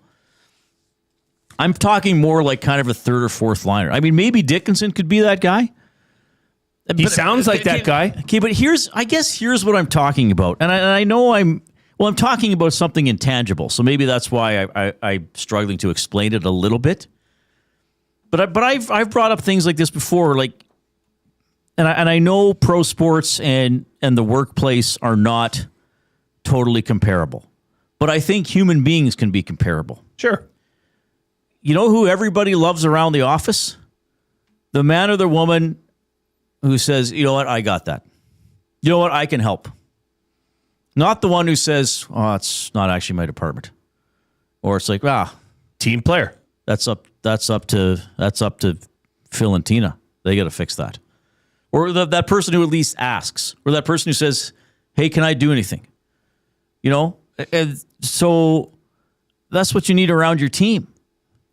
The guy who's there early is ready to help, is ready to support the veterans, is ready to support the rookies, is ready to do drills properly in practice, shows that, okay, guys, coach is talking. We shut up. Also knows, hey, guys, it's Friday night. We don't play until Monday. Maybe we can grab a pint tonight. You know, like the people who know that. Have the Oilers had enough around them? Because it's been so much like lean on Connor and Leon. And of course, Connor and Leon could have played better. You know, and of course, we can talk about their checking and their defensive play and all that kind of stuff. But it seems to me sometimes with Connor and Leon, well, they got to score and they got to be on the power play and they got to play a lot of 5-on-5 and they got to set the physical tone. Like, where's that second layer of players? Okay, you know, Hyman's very good. He's been awesome, quite frankly, as an Oiler. But so Jordan Martinook is a bottom 6 player. Who's a bottom 6 Oiler that's going to wind up playing 600 games with the team? Because you just need to have him around. Does Trent Frederick seem like that guy? Watch him play. He doesn't have the qualities that you've just mentioned. At least not yet, Reid. Now, can you, but you know, can you turn into that? Can you change your ways and become that person? I don't know. Like, I really don't know. That's a good question. I think it'd be hard. I think it's whether you just that person or you're not. But who else would there be right now? Who else is remotely close? Podkolzin, I guess, right? And Jason Dickinson. I think that's why Oilers fans grew to love Jason Dickinson. Is because when you talk to Jason Dickinson, which you did several times, clear, concise answers, right? Loves being at the rink. Seems like he's a good team guy. Does all the right things or tries to do all the right things on the ice. But is he going to be here for another 6 years? Well, no, yeah, I don't know. Probably not. So I don't know. Like the longer I'm around and the more I watch sports, the stats are interesting. The stats are fun. The teams with the best stats don't always win. The players with the best stats don't always win. And the more I've gone through life, I know I'm getting all philosophical here. People are probably tired of hearing from Grandpa Wilkie. But what do I always say? Figure it out. Who do you want in your team? You want the guy who's fine when everything's going well and he can play his exact role all the time. And yes, I do think roles are important. Sometimes you got to figure it out. Oh, this team's better than we thought they were. They're really punching us in the mouth. We better figure it out. No, what the Oilers do. No, we're going to play the same damn way and we're going to get embarrassed in 6 games. Basically. Maybe embarrassed is too strong a word, but you know what I'm getting at. Mm-hmm. We're going to get outclassed. You know, figure it out. Who do you like around the office? The guy who's flying along and flying high when it's a good day and there's no stress, or the guy who when it's a snowstorm and he says, "Hey everybody, I'm going to grab a shovel and go start clearing some snow so it's easier for us to get out at 5." Mm-hmm. Who's with me? Or do you want the guy who says, like, I'll wait for the snowplow? You know what I'm saying? Yeah.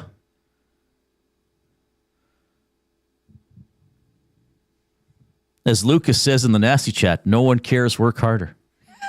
Then he puts a little joke in after. That's good, though. I like that. I guess that in a way that might be sort of what I'm saying. I don't know if I'm saying it in the same circumstances the Barry Colts did. So is that something you feel, Reid, should be a priority for this team to fix? So to get around to what I'm, if I ever were the GM of a hockey team, and the scouts came to me and said, here's this guy, 57 points last year, shoots left, usually plays on the second or third line, below average penalty killer, never really been used on the power play. Skates well, has a little bit trouble going to his left if he's under pressure, yada, yada, yada. I'd say, cool. How competitive is he? Cool. What do his past coaches say about him? You talk to any of his former teammates? What's he like when the going gets tough? You got any, what was he like when a scrum broke out on the ice? Character. When his goalie got pulled, did you ever see him go over to the goalie? It's almost like you're treating this as a job application. I am. Darn tootin'. He might have something there. I'm just saying that. And quite frankly, this is just my impression that I don't think at times the Oilers have stressed this enough. Okay. I don't think they've gone deep enough on the human beings. Okay, let me ask you something then. Upcoming UFAs, Adam Henrique, Jason Dickinson, Jack Roslovic, Kasperi Kapanen, Max Jones. Do any of those, would you say, could potentially fit that bill? Well, Dickinson. Maybe Jones. Does he have the skill level to do it? I mean, obviously, I think Henrique is a good pro, but he's still got to play. Like if Jordan Martinook had 0 points and was minus 50, I wouldn't be romanticizing him quite to this extent. But you know what I'm saying. Just some musings that I have, and I realize to everybody, sometimes I know, and sometimes like this, my thoughts aren't even fully developed. But these are just things that have been bouncing around in my head for the last 2 weeks. I mean, I work in an industry, especially when I was in TV. You send your demo tape. Okay, well, if somebody had an awesome demo tape, you could bet the news director is calling the guy's current news director and saying, hey, this guy's got a great tape. What's he like? And if the current news director says, yeah, he's great on air, but my God, he is a problem every day. Shows up late, treats the camera people like garbage, you know, doesn't learn the names of the new people. You're not getting hired. They're like, yeah, if you hire him, you'll get a great on-air product. I'm just going to tell you what you're going to get behind the scenes. Just saying. Joe from Stoney in the River Cree Resort and Casino inbox, 780-218-9999. He says, why aren't we talking about Connor and Leon setting the culture? Yes, I agree with that. I do agree with that. Because as Joe? Yeah, Joe from Stoney. Because, Joe, what I'm talking about, I see as a bit of a different topic. Okay, I'm talking about the second wave of players and that the Oilers, for the most part, haven't done a good enough job hiring those players. I would generally agree with that, especially this year, that Connor and Leon probably could have done a job setting that culture. I would also say that in some of the years in which the Oilers have done well, Leon Draisaitl has been one of the nastiest players on the team in terms of physicality and aggression. So that's fair. That's a fair comment.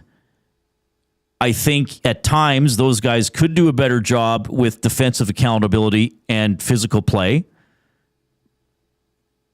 But I also think if it's truly a team, you can't just sit there and say, well, the Stars got to, I can only follow the Stars. I believe everybody can be a leader in their own capacity, personally.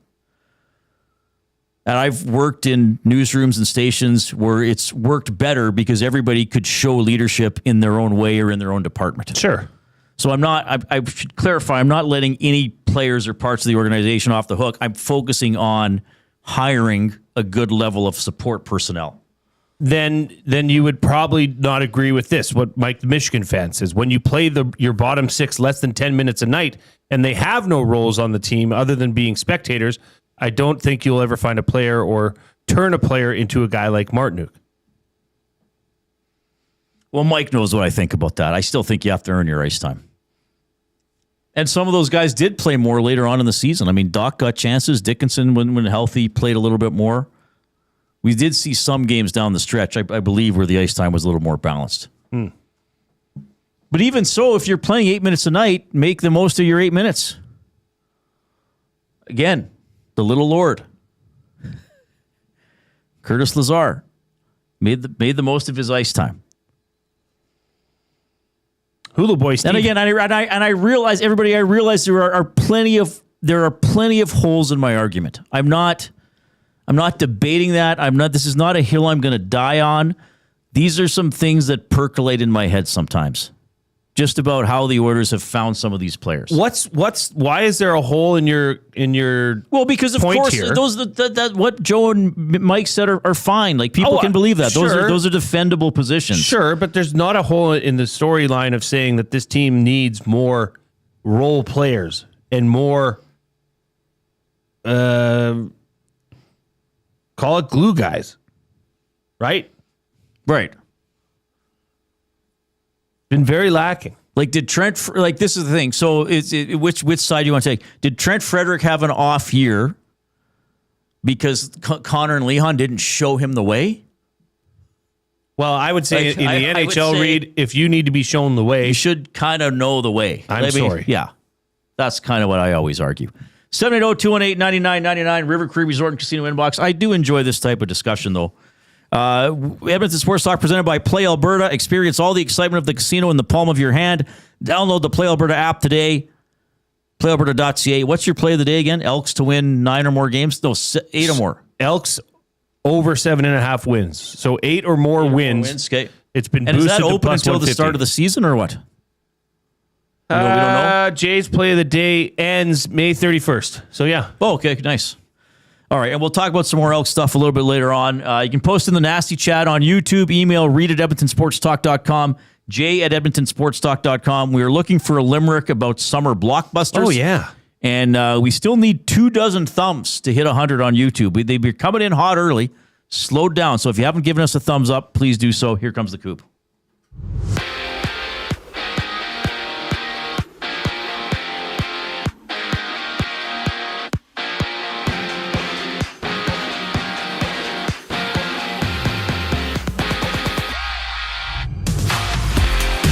Rasmus Dahlin, Cale Makar, and Zach Werenski have been announced as finalists for the Norris Trophy. The award is honored yearly to the NHL's best defenseman on both sides of the ice. Meanwhile, Oilers prospect Ike Howard is off to the World Hockey Championship, joining Team USA. The tournament begins May 15th with the United States facing off against Switzerland. Just one game in the NHL. Out in Philly, the Flyers need a win to avoid a 3-0 deficit to the Hurricanes. They face off at 6 o'clock. Over to the NBA. Pistons, Cavaliers tip off at 5. Detroit up 1-0 in the series. The other contests on tap. Game 2 between OKC and LA. The Lakers losing Game 1 by 18 points. Over to baseball. 2 games are live right now. Bottom first. Marlins up 2-0 on the Orioles. And it's a 4-0 lead for the Athletics against the Phillies, top of the first. This sports update is brought to you by the Edmonton Elks. It doesn't start on game day. It starts before kickoff. Get your single game tickets today and be there for every hit, catch, and touchdown. Lock in your seats right now at goelks.com/tickets. The Reid Wilkins Show returns following the break here on Edmonton Sports Talk. I'm Zachary Kubush, keeping you in the loop. The EST Hangout. So I ran into Brett at the end of season press conference last year, and we chatted, and he almost looked like he was ready to cry. He's like, "We're gonna win, Tom." And I'm like, I think so. You guys have been so close. Like, you will. I hope he wins this year. The sincerity in which he said, "We're gonna win, Tom," and I'm like, gosh darn it, I hope you do. The EST Hangout, presented by Sentinel Storage. Weekday mornings 9 to 11, only on Edmonton Sports Talk. Your clear choice for Edmonton sports. Moving to a new home sounds simple, but sometimes we can't move it until when? Life gets in the way. Whether you're downsizing or staging your house to sell, Sentinel Storage has affordable solutions at a store near you. Try 4 weeks free. Details at sentinelstorage.ca. Goodwill is one shopper, finding something I never knew I needed. A jacket, a deal, one donor, letting go of something so someone else can move forward. One program participant, learning, trying, building skills, building confidence, building a future. One purchase, one donation, one job, one choice. Goodwill is the power of one, the power of one, the power of one, the power of one. Goodwill Industries of Alberta. It all starts with one. Looking for quality building materials and friendly advice? Visit us at Windsor Plywood Leduc, family owned and locally run since 1993. From interior materials for doors, flooring, baseboards, and all the finishing touches to all you need for your outdoor projects like cedar lumber for decks and fences, plus all the plywood you'd need. Our full-time on-staff carpenter can help with anything odd-sized or custom, and from domestic hardwoods to exotic selections, we've got you covered. And if we don't have it, we'll track it down for you. Windsor Plywood Leduc. We're the experts you need to know.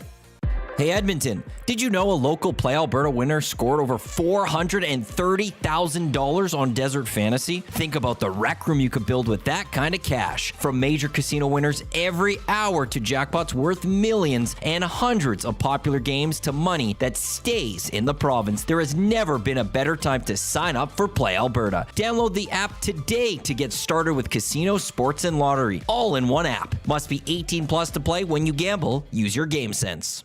Moving to a new home sounds simple, but sometimes we can't move it until when? Life gets in the way. Whether you're downsizing or staging your house to sell, Sentinel Storage has affordable solutions at a store near you. Try 4 weeks free. Details at sentinelstorage.ca.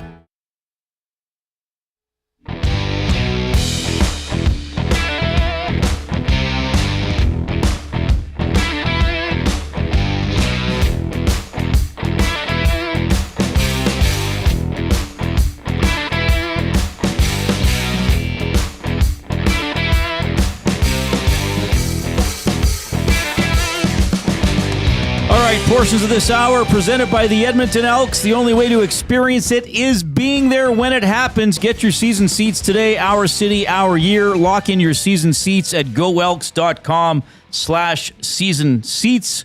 We will have plenty on the Elks on Edmonton Sports Talk. Well, great interview with Joe Robustelli today on EST Afternoons with Hernan and Gager. Mark Killam going to be on the show tomorrow at 4 o'clock. We'll have another significant announcement about our Elks coverage coming up tomorrow as well. All right, the off-topic topic today for William Huff was a workplace or family snub. Got an email from Les Sweet about a workplace snub. At one place I worked, our department had not received a wage increase for over 4 years. So, when making a list of needed supplies, we, as a joke, put more money. Huh. The department head was able to get us a 50 cent per hour raise. Oh. At the next department head meeting, the raise was mentioned, and it was realized wages had not been increased for years. Everyone was given a $2 or more increase. Those of us who received the 50 cents were told we did not qualify for the wage adjustment due to the fact that we had already received one recently. That's tough. Oh, man. So I appreciate the honest story, though. Honest story. That's kind of what we were looking for. The off-topic topic for William Huff. Tell us about a workplace family. I'm surprised we haven't got some story about a wedding. You almost had one. Mm-hmm. Like somebody wasn't a bridesmaid or wasn't asked to speak or their table, they got forgotten at a table. Like they somehow got left out of something either by accident or on purpose or... I thought we'd get a story like that. Maybe it hits too close to home for people. Maybe this is a wound people don't want to open on this show. Well, not for Barry the Cheater. Well, here we go. The ultimate workplace snub is Dwayne Mandrusiak being let go after 49 years of service to the Edmonton Eskimos / Elks organization. That was very disappointing. Okay, yeah, not quite what I was thinking of.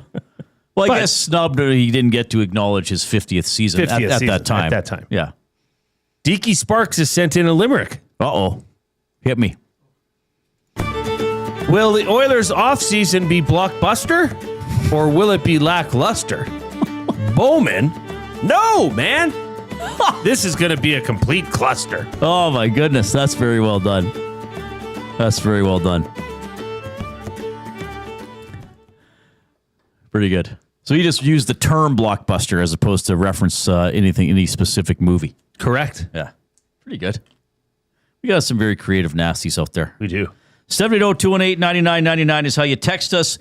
That is the afternoon inbox presented by River Cree Resort and Casino, where they have the Tap 25 happy hour $5.25 drinks All beers, including bottle and draft, import and domestic, select premium well highballs, and select premium wine, served at Tap 25, Center Bar, Onyx, and on the casino floor. Available Sunday to Thursday, 9 a.m. until 7 p.m. And, of course, find out more at rivercreeresort.com. I mentioned Mark Killam's going to be on the show tomorrow. Our Pasta Pantry Athlete of the Week will be tomorrow. His name's Reid, and it's not me. In studio. In studio. Almost fresh off the plane from North Carolina. You'll find out why. He's a local guy. You'll find out what's going on there. Do we have Mark Bouchard going on? Do we have Mark Bouchard tomorrow? We do. And he's got the 50-50 going? He's got the 50-50. So if it's you not are like his specific 50-50, but it's like it's not his, but it's a organization that he is involved with. This being the Cara Family Resource Center's Spring 50-50, supporting local families and strengthening our community. They are running a 50-50. You got 3 days, 17 hours, and 18 seconds left to get involved. So if you do want to, I mean, Reid, you know it. Who doesn't love a 50-50? Every once in a while you might win one if you're lucky. Well, you never know. You never know, right?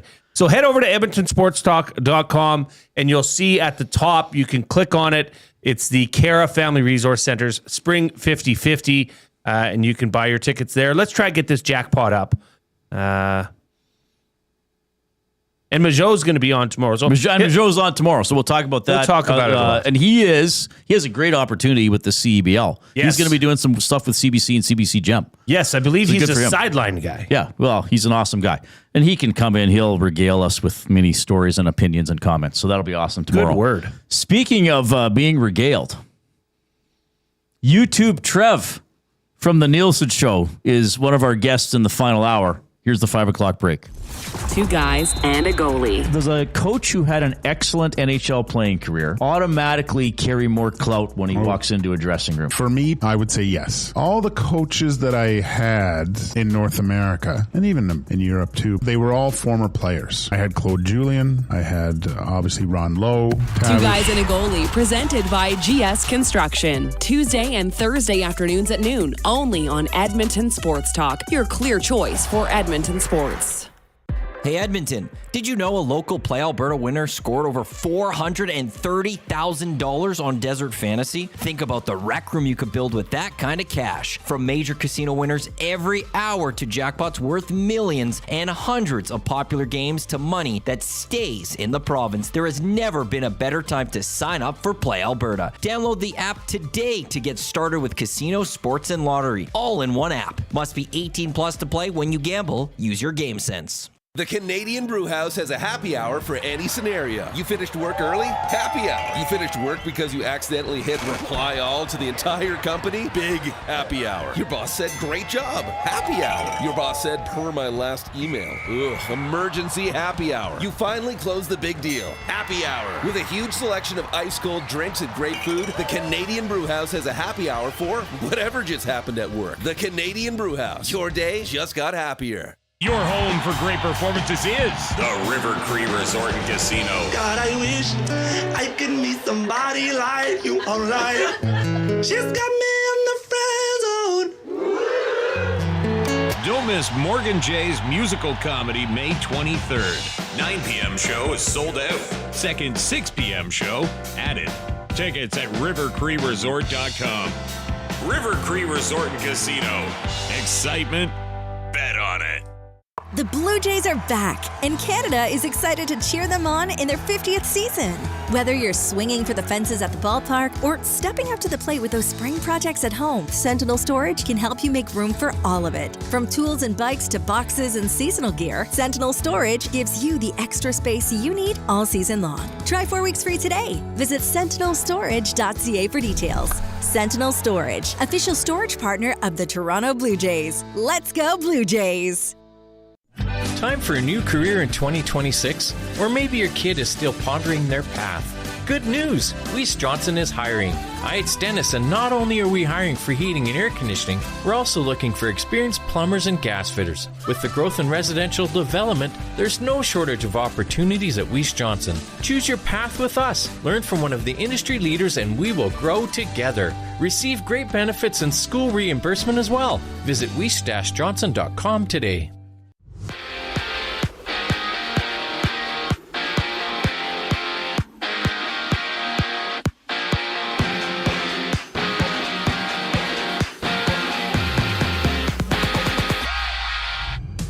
Zach Werenski, Rasmus Dahlin, and Cale Makar have been announced as finalists for the Norris Trophy. The award is honored yearly to the NHL's best defenseman on both sides of the ice. Meanwhile, Oilers prospect Ike Howard is off to the World Hockey Championship.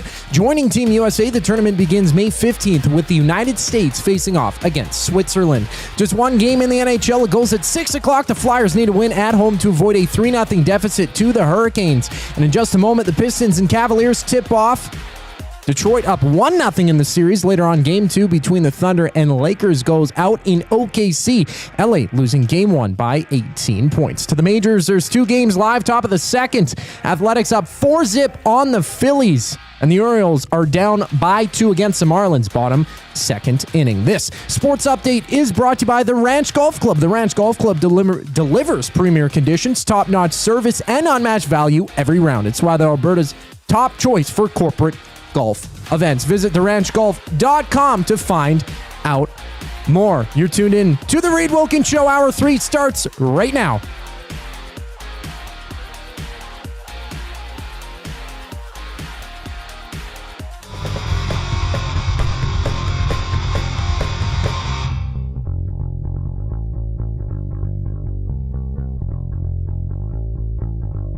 Believe in me, the dreams that I foresee. Believe in me, believe in me. All right, hope you're having a great afternoon. What do we got on the tube here? On the flat screen, as the kids say. Pistons. Cleveland, that's the team that beat the Raptors. What time's the hockey game? 6 o'clock Mountain, 8 o'clock Eastern. Why is it not until 6? Come on, Coob. I don't make the schedule. Oh, you and Bettman do make the schedule. Yeah. Me and him are tight like 2 peas in a pod. This segment presented by Commonwealth Stadium. Canada Soccer hits the road to 2026. Catch the Canadian men's national team taking on Uzbekistan June 1st. That's less than a month away at Commonwealth Stadium here in Edmonton. It's all part of the build-up to FIFA World Cup 2026. Get your tickets now at canadasoccer.com or at Ticketmaster. And stay tuned. Stay tuned for your chance to win your way in. That's an interesting little... Interesting. Win your way in. I wonder how that might happen. All right, our next guest is a valued colleague here at Edmonton Sports Talk. He's usually at the technical desk on the Nielsen Show. We made him stay up late to come on our afternoon program. It's YouTube Trev checking in. YouTube Trev, I'm Reid. That's Jay. How are you? I'm great, boys. How the heck are you guys doing today? Well, you have a lot of energy for a guy. Like, this is your 11 p.m., isn't it? Yes, it is. Oh, I'm just so happy to be on with you boys. It's always a pleasure. It's so great. This is my 3rd time on the show. 3 times. Can you believe it? Well, it should be more. We'll try to make it more between now and the end. I'm not trying to say get me on more. No, it's fine. I thought we had you on more than thrice. I think he just was setting me up to say thrice. Thrice. I will say I have like a list of words that I wanna include in my on air. You know how I my talk and my speech. And thrice is one word I have yet to say on air. It's like at the top of the list. I hear you say it all the time. I'm like, damn it, I forgot to say it today. Yeah, it's a good word. All right, can you see what I'm wearing here? For the people who aren't on YouTube, can you describe what I've put on Stand here up. during the commercial break? Well, it would sure look like a man purse. Just joking. No, that's what they say on The Hangover. That is awesome, Reid. You rock the hell out of that. That looks good. There's my beef on the Nielsen Show this morning. It had nothing to do with that satchel. It's like a new modern satchel that you wear across like your neck all the way down. It crosses your chest, and it's a fashion statement. And boys my age and younger, Zach's age, it's like a trend. And Reid, he uses his for his EpiPen. He said he's got a water bottle in there. He's got snacks in there. That's great. Just a lot of guys. It's just fashion. They have all these zippers and pockets, and they don't use it properly, and it just irks me. I could never wear one of them. Well, I like this one quite a bit. I use it more in the summer. It has it has a zipper on the side here, and you pull out this little mesh pouch, and it has more of a solid rim at the top, so you can actually easily put a water bottle in there. So if you're walking around in the summer, you can carry a water bottle without having to have it in your hands the entire time. So your hands are free for getting out your wallet. I'm sure it's designed for a water bottle. Yes, it is. You couldn't put a beer bottle in there. This would be open liquor in the public. Who cares, Reid? It's 2026. Yeah. Live your life, Reid. I just wondered. I'm glad you're okay with this, Trev. What? You rock that. What, do you wear a fanny pack? No, I've never had use for a fanny pack. I got my pockets. I can't wear things around my neck. Like if it's coming with me, it's on my person. Yes, I agree. That's I understand this is, I guess, on your person when you're wearing it, but you know what I mean? Like it's in pockets. My phone has like my wallet on the back. It's got a little pocket where I put all my cards. That's all I need. You don't carry a traditional wallet, eh? No, anymore. No. Gosh, no. I do. I find this has been super handy, and it's even big enough. I mean, if you had a book or something, you could fit it in there. Certainly, like maybe you couldn't fit the Fringe program in there, but you could fit a pamphlet or some information that you needed. I quite like this bag. I'm going to say something that I'm surprised, Reid, that you wear this. Why? I'm actually I'm happy for you. Okay, I think it looks good on you. I think you can wear it. It's the appropriate size. You've done well in the selection of the bag. It's not too big, so it's unwieldy, and it's not so small where it's like, what's the point of me even having this? Right. Good size. I think you should wear it every day. Just wear it around. Like I cast spells out of it. Yeah. Like keep your lunch in in it. summer. Just reach in there for some snacks, maybe some Baby Bells. Baby Bells, yeah, crackers. Yeah. Trev, pretzels. Let's get down to brass tacks here. Have you heard back from, and for those of you that don't know, Trev found, Trev found some sort of a Frisbee in a tree. I believe it's disc golf, a disc golf disc. Yeah, you just call them disc. Disc, yeah. Okay. So I guess the way that this is supposed to go is that when you find a disc, you're to call the person who writes their name on the back of the disc and return it. That is the decorum of disc golf. Now, you tried calling this fella, Levi, I believe. Have you heard back from Levi? Where are we at? No word from Levi, and honestly, I don't blame him for not calling back. If I heard a voicemail like that, I would run for my life. Oh, geez, I got a good chuckle of it. It was so in the moment. If you didn't, after the Reid Wilkins show, go back to the Nielsen show and potential SD winning moments, some people are saying, but I haven't heard back from Levi, but this has led to a great bit. So I don't know if you guys heard, but next week, I think off air, Dusty is going to make the call, and he's going to do maybe a Bubbles voice or his Renee voice or Jar Jar Binks voice. And we're just going to keep on calling this Levi guy with these cool voices that we can do until he picks up. I think we'd miss a giant opportunity if we didn't have Reid call him in the Bond villain voice. Yes. So, Levi, it appears I'm in possession of your precious disc. Should you like it to be returned, I suggest you bring the microchip to Rundle Park. Meet me on the 5th hole of the disc golf course. Come alone. Or come with a partner and watch him die. Great job. Yeah, yes, I'm guessing Levi's just going to be, like, I love that it's become a bit, but I don't think you or anybody at EST is going to hear back from Levi. I don't think so. What did you do this morning for the phone call, Trev? Oh, geez. I did Herbert, the pervert. Oh, you actually did? You actually left a message in that voice? I thought you guys were joking around. No, I definitely left a message in that voice. Yes. Give us a taste of what it sounded like, Trev. Oh, geez. You're putting me on the spot here. Okay. Hey, Levi, I found your disc at the park the other day. It's a blue disc. Oh, yeah. If you want this disc back, I can give it to you. I also got a popsicle. You want that popsicle, Levi? I gotta go now. I see some kids. Did you actually say offer him a popsicle in the voicemail?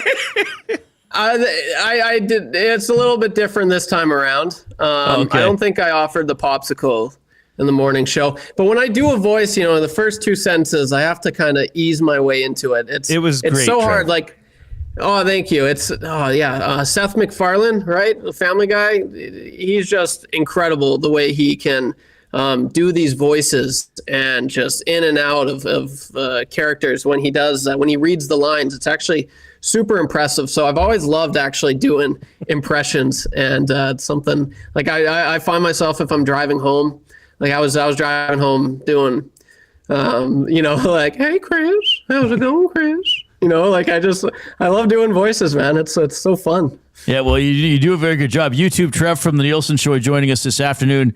Reid Wilkins, Jason Milne with you. All right, sports stuff. Are you waiting for the Oilers to do something? Or are you kind of like, okay, I'll just roll with it, whatever they do? Because Jay and I have been talking. We think something has to happen. I guess yesterday I said in the next 5 days. Maybe now I'm going to say by the end of the second round, if you're going to do something and hire new people. What are you thinking? Yeah, I'd say, like, I'm not waiting for anything like right now. I think if anything in management and coaching, I respect that. Like, I want them to actually think on this decision. I want whoever it is that's thinking on this decision, whether it's Kate's, whether it's management, they need to spend time and really, really look at what opportunity they have with this Oilers team going forward. Because, I'm not the first to say this, guys. Like, you cannot afford to mess up anything, any trade, any contract, any draft pick. Like, I'm sorry, man. It's really, really scary. And I know there's a lot of Oilers fans holding on to, no, it's okay. It's okay. But I'm really leaning towards it's not. And after last offseason, we were like, oh, okay, this upcoming season, it's going to be, they're going to be an okay team. We all see them going to the playoffs. But it was the next season going forward that we were all like, okay, this is the next season that they're going to make a significant push. And looking at the options, looking at everything Stan Bowman has done, his hands are tied, man. Like, it's going to be such a challenge for him to make this team a Stanley Cup contender. I know you have Connor McDavid and Leon Draisaitl. That obviously helps your case, but you have 2 years to make a team better than the 23-24 team. And that team didn't even win the cup, So what I'm getting at here is I want them to take their time. And I think it's better that they're taking their time because it's a huge, massive decision. And that's where we're at right now. We can't just, this might work. I'm not saying that's how they handled it before. Depends who you ask. It kind of looks like it with some of the signings and trades that they've made. But yeah, I'm expecting something probably when the regular season is done, honestly. I think that's maybe when they start making some decisions. And, what is done? The playoffs, sorry. Oh, I don't know, Trev. Like, it's gotta be sooner than that. You can't fire the GM at the end of the Stanley Cup final with the draft that close. You know what I mean? If nothing's done by then, I would say that Bowman's the GM is staying in place. Yeah, the GM's staying in place. Yeah. Yeah.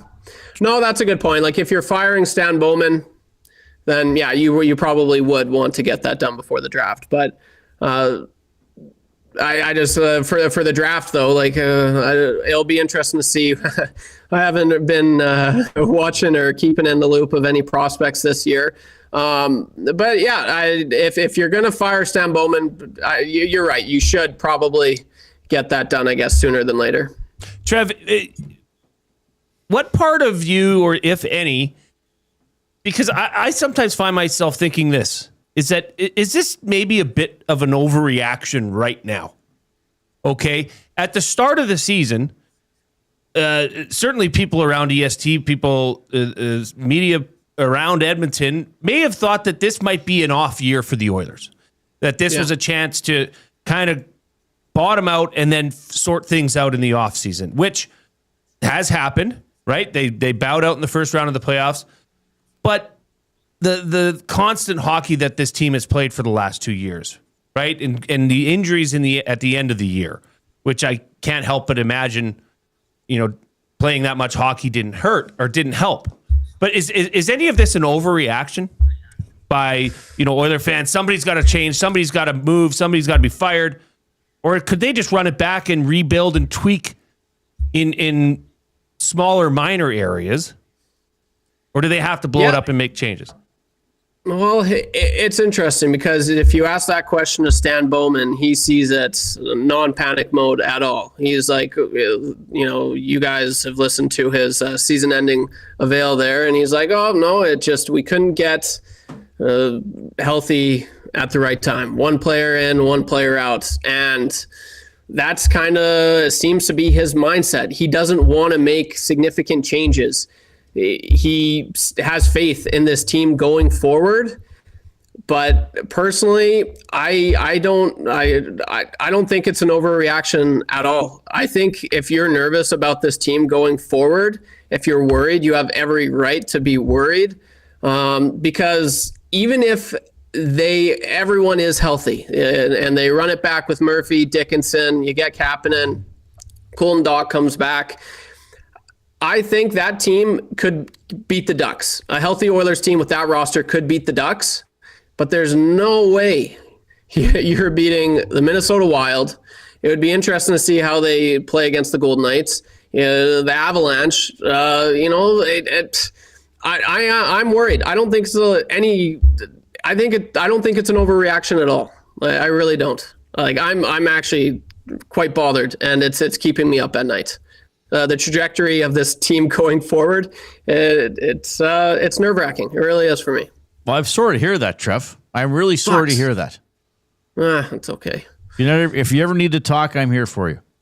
I know you are. And I got a hot tub. And you absolutely do have a hot tub. Well, my mother-in-law has the hot tub, but it's the best hot tub ever. All right. Well, Trev, thanks for your honesty. Thanks for your voices. Thanks for your disc golf story. You're a great colleague. Thanks for staying up late to join us at 5 in the afternoon. I know you got to get to bed soon. Really appreciate it, buddy. We'll see you tomorrow. Thanks, boys. Appreciate this. Have a wonderful rest of your day. YouTube Trev from the Nielsen Show. Wonderful man. Interesting man. He's one of a kind. Sometimes a quirky man. Aren't we all? But a nice guy. On the Oil Country Towing video hotline. I can also tell you that Edmonton Sports Talk is presented by Play Alberta, your home for online gaming excitement, featuring casino games, live dealer action, lottery, instance, and sports betting. With the Play Alberta app, you can take the fun with you anywhere. Download the app, sign up at playalberta.ca. What do we have for Jay's Play of the Day? Elks over 7.5 wins. It is online right now for plus 100, but the good folks over at playalberta.ca boosted it to plus 150. What I noticed today, looking at those win projections on playalberta.ca, they are kind of bunched. Like they don't have anybody over under 13.5. There's no clear heavy hitter team like over under 3.5. Though they do have the Elks as the longest shot to win the Grey Cup. Yeah, plus 1,800. Yeah, that made me sad. Well, we're gonna get into some Elk storylines. You got some for training camp coming up next week. Yeah, we'll dive into that. That'll be buying or selling for Damon Bunting. Of course, words of the day is ahead. I can also ask you this, please. If you are watching us on YouTube this afternoon and you have not hit the thumbs up button, in other words, given us a like, please do so. Get to it. If you're on iHeart or TuneIn and you have time to jump onto YouTube and give us a thumbs up, that's great. We try to get to at least 100 every show. Yes, it makes us feel good, but yes, we know it's building the algorithm for the show and exposing it to even more people on YouTube. It's 5:22. Here comes the Coop.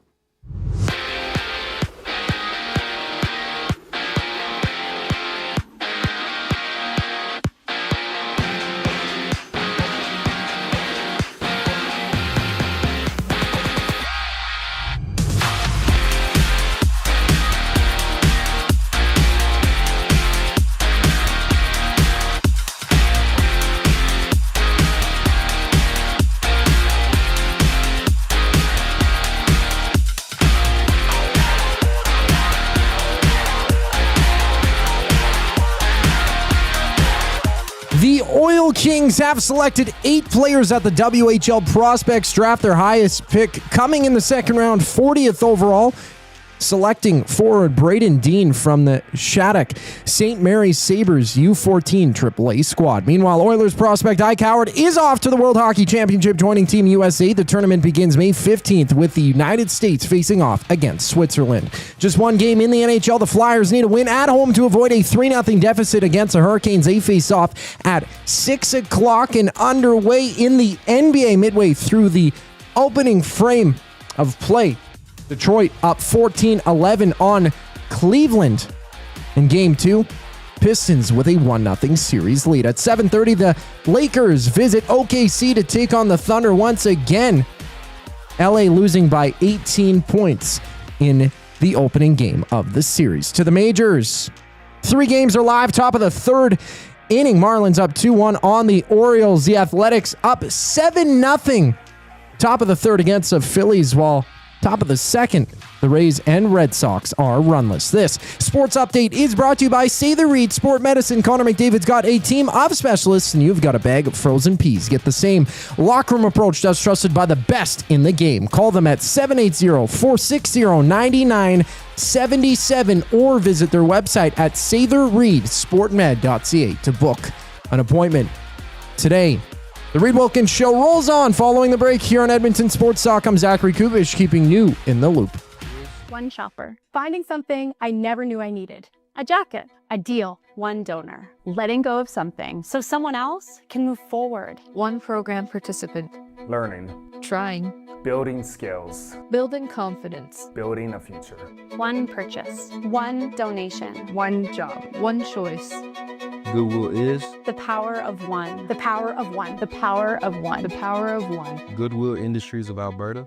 It all starts with one. The Oil Stream.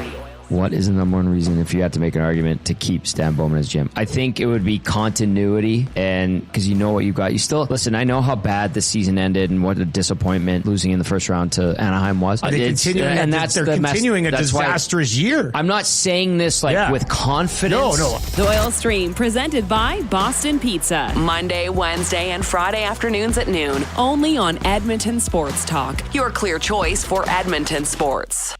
Hey Edmonton, did you know a local Play Alberta winner scored over $430,000 on Desert Fantasy? Think about the rec room you could build with that kind of cash. From major casino winners every hour to jackpots worth millions and hundreds of popular games to money that stays in the province. There has never been a better time to sign up for Play Alberta. Download the app today to get started with casino, sports, and lottery. All in one app. Must be 18 plus to play. When you gamble, use your game sense.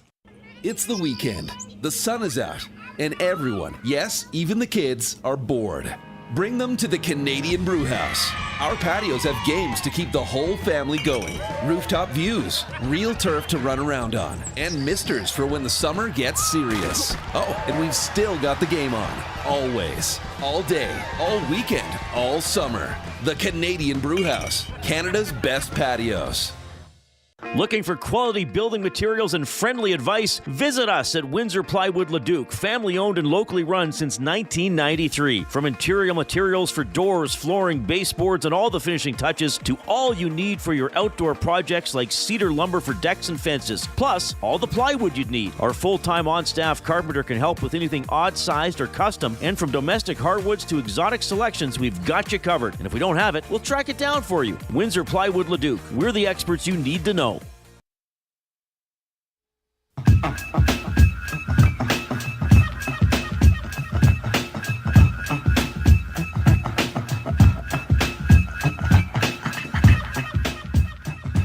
Less sweet in the nasty chat. Was that a golf disc in YTT's pocket, or was he just happy to see Chet Palmer? You can always post to the nasty chat on YouTube. Give us a thumbs up if you're there as well. Subscribe to Edmonton Sports Talk if you haven't already. We need 12 thumbs to get to 100, so we got to find these thumbs somewhere. I think some people are holding back today. They're mad at me or Trev or somebody. I don't know. They're not mad at you or Coop. You guys are lovable. But Reid, I got to fill everybody in. But what? On something. Now, I don't know if you know this, but I was watching you today. Watching who? You. Oh, me, yes. Well, we're right here on this looking at each other. But I was watching you do something outside of what would, normally be work related. Is this buying or selling for Damon Bunting part of it? I suppose it can. Yes, it must be. A consistent top-producing realtor in the greater Edmonton area for over 18 years. He and his team would love to help you find that right home or make the move from your current home. Community-driven, he understands what it takes to make a difference in our city. Check him out, DamonBunting.com. Instagram handle, Damon Bunting Real Estate. So, okay, little bit of an update. Our basketball hoop has been out of commission since the move.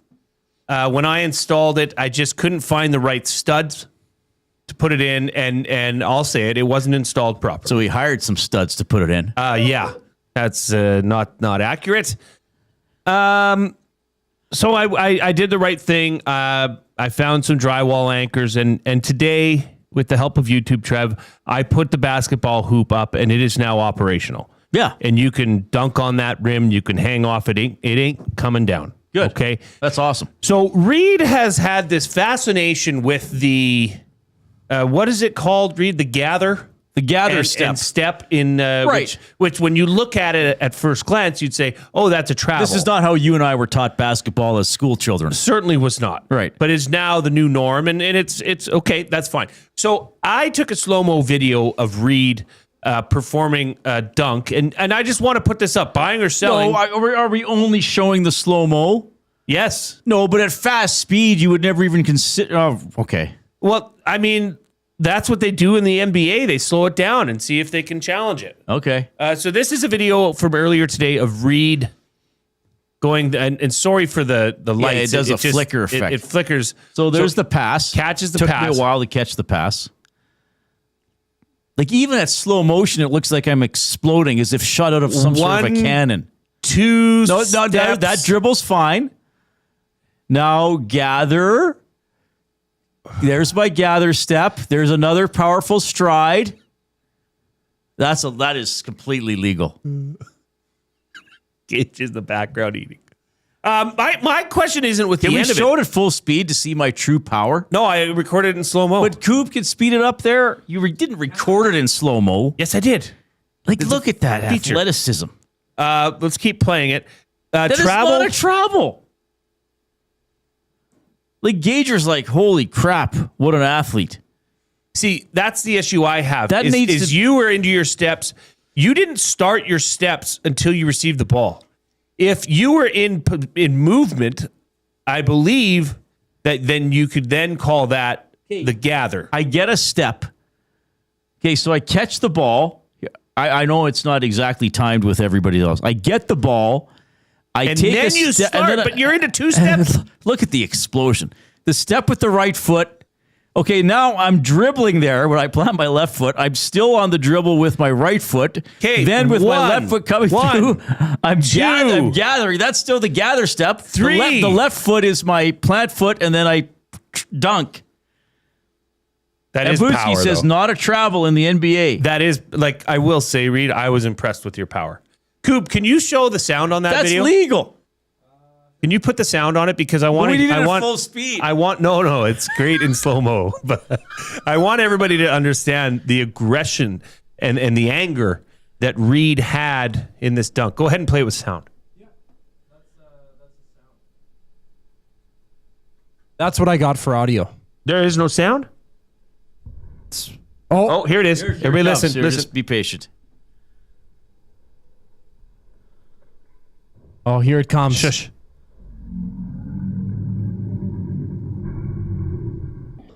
Well, it doesn't sound come like through, a grizzly doesn't bear. come through very well. But yeah, that's I did not travel. I don't know. There was 3 steps. I But just I was don't know. bouncing the ball. Okay, so I stride with my right foot. That makes the But left then you foot picked my it up pivot and took foot. 3 steps. No, then I dribbled and I stepped with my left foot. And then as I'm stepping with my right foot, I'm gathering. Then I step again and jump. Show it again, Coop. Then I step with power and complete my powerful, explosive move to the... Like, I should tell everybody here, I'm 52 years old. Okay, the people are thinking, oh, like Reid's 31. Look at him go. I'm 52 years old and I'm doing this. I'm like Jimmy Connors at the U.S. Open in 1991.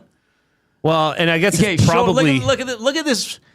Okay, I actually dribbled sooner than I needed to. Okay, it's right here. You have possession. I'm gathering. 2. That's my gather step. The left foot becomes my pivot foot. I step with my right foot, and I slam it down with explosive authority.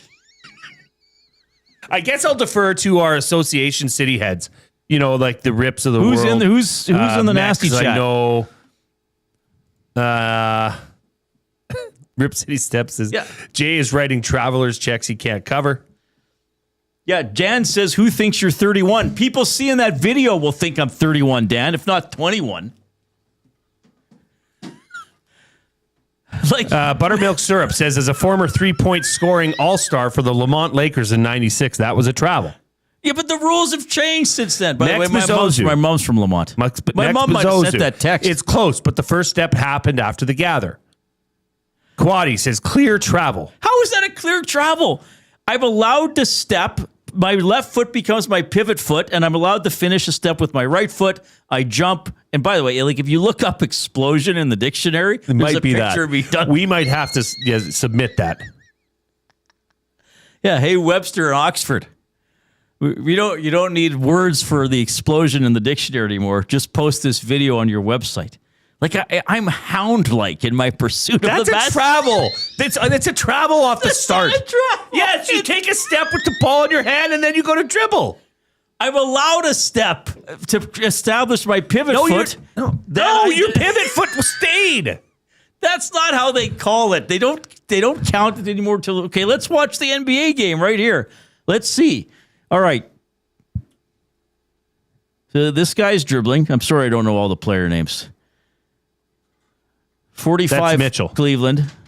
Donovan Mitchell. He's got it. All right. Now what's he going to do? He's going to dribble. And he's going to take it all on his own. And he got fouled. Okay, there you go. All right. That's a bad It's example. a one-man game.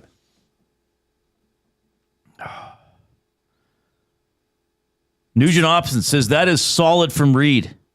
Safety Bob says, that was Reid. I thought I was watching Jordan. Thank you. Quaddy, how long did he have to sit down to catch his breath after that? Quaddy, he was dunking for Several 3 minutes. hours. Yeah. He went 3 hours straight. Charlie says, traveled at the end for sure. Okay, so Jay says I traveled at the start. I thought you traveled at the tip and the tail. I didn't. So I catch the ball. I step with my right foot. As I'm stepping with my left, I dribble. So I'm establishing my right foot as my pivot foot. Your pivot was set. When you moved your right foot, your left foot is now your pivot. Okay, but And then I dribbled. You didn't dribble before the step. I must say though, it is fun to watch this video. Your passion. Look at your eyes. They're so focused on the prize. There's a certain animal instinct to my drive to the hoop. Oh, yes. Like I'm surprised my clothes just didn't evaporate. There was so much heat coming off. Well, we got to get to the bottom of this, so I'm going to throw up a quick poll. It's only going to be a 10-minute poll. So when you get it, when you wanted to vote soon. Let's see here. Start a poll. Gauge in the background. Travel. Was it a travel? Controversy of the year. Yes, no. Start poll. They do it right. What I like about this is that I've seen a few people pop up in the nasty chat that have never or rarely posted before. This has inspired them to communicate with Edmonton Sports. I love it. That's great. That's amazing. Okay, we are 50-50 with 13 votes. 50. Do I get to vote? Do I get to? Yeah, was it a travel? 50-50. 62. Yeah. You know what? Yeah, you know what? It was a travel. It was a travel down the road of explosive power. Okay, we should do Reid explodes. We should just do different things. Like you've taken a slap shot. You just doing a standing broad jump. I think we just do me dunking all the time. Well, sure. We could do more dunks. We could debate this.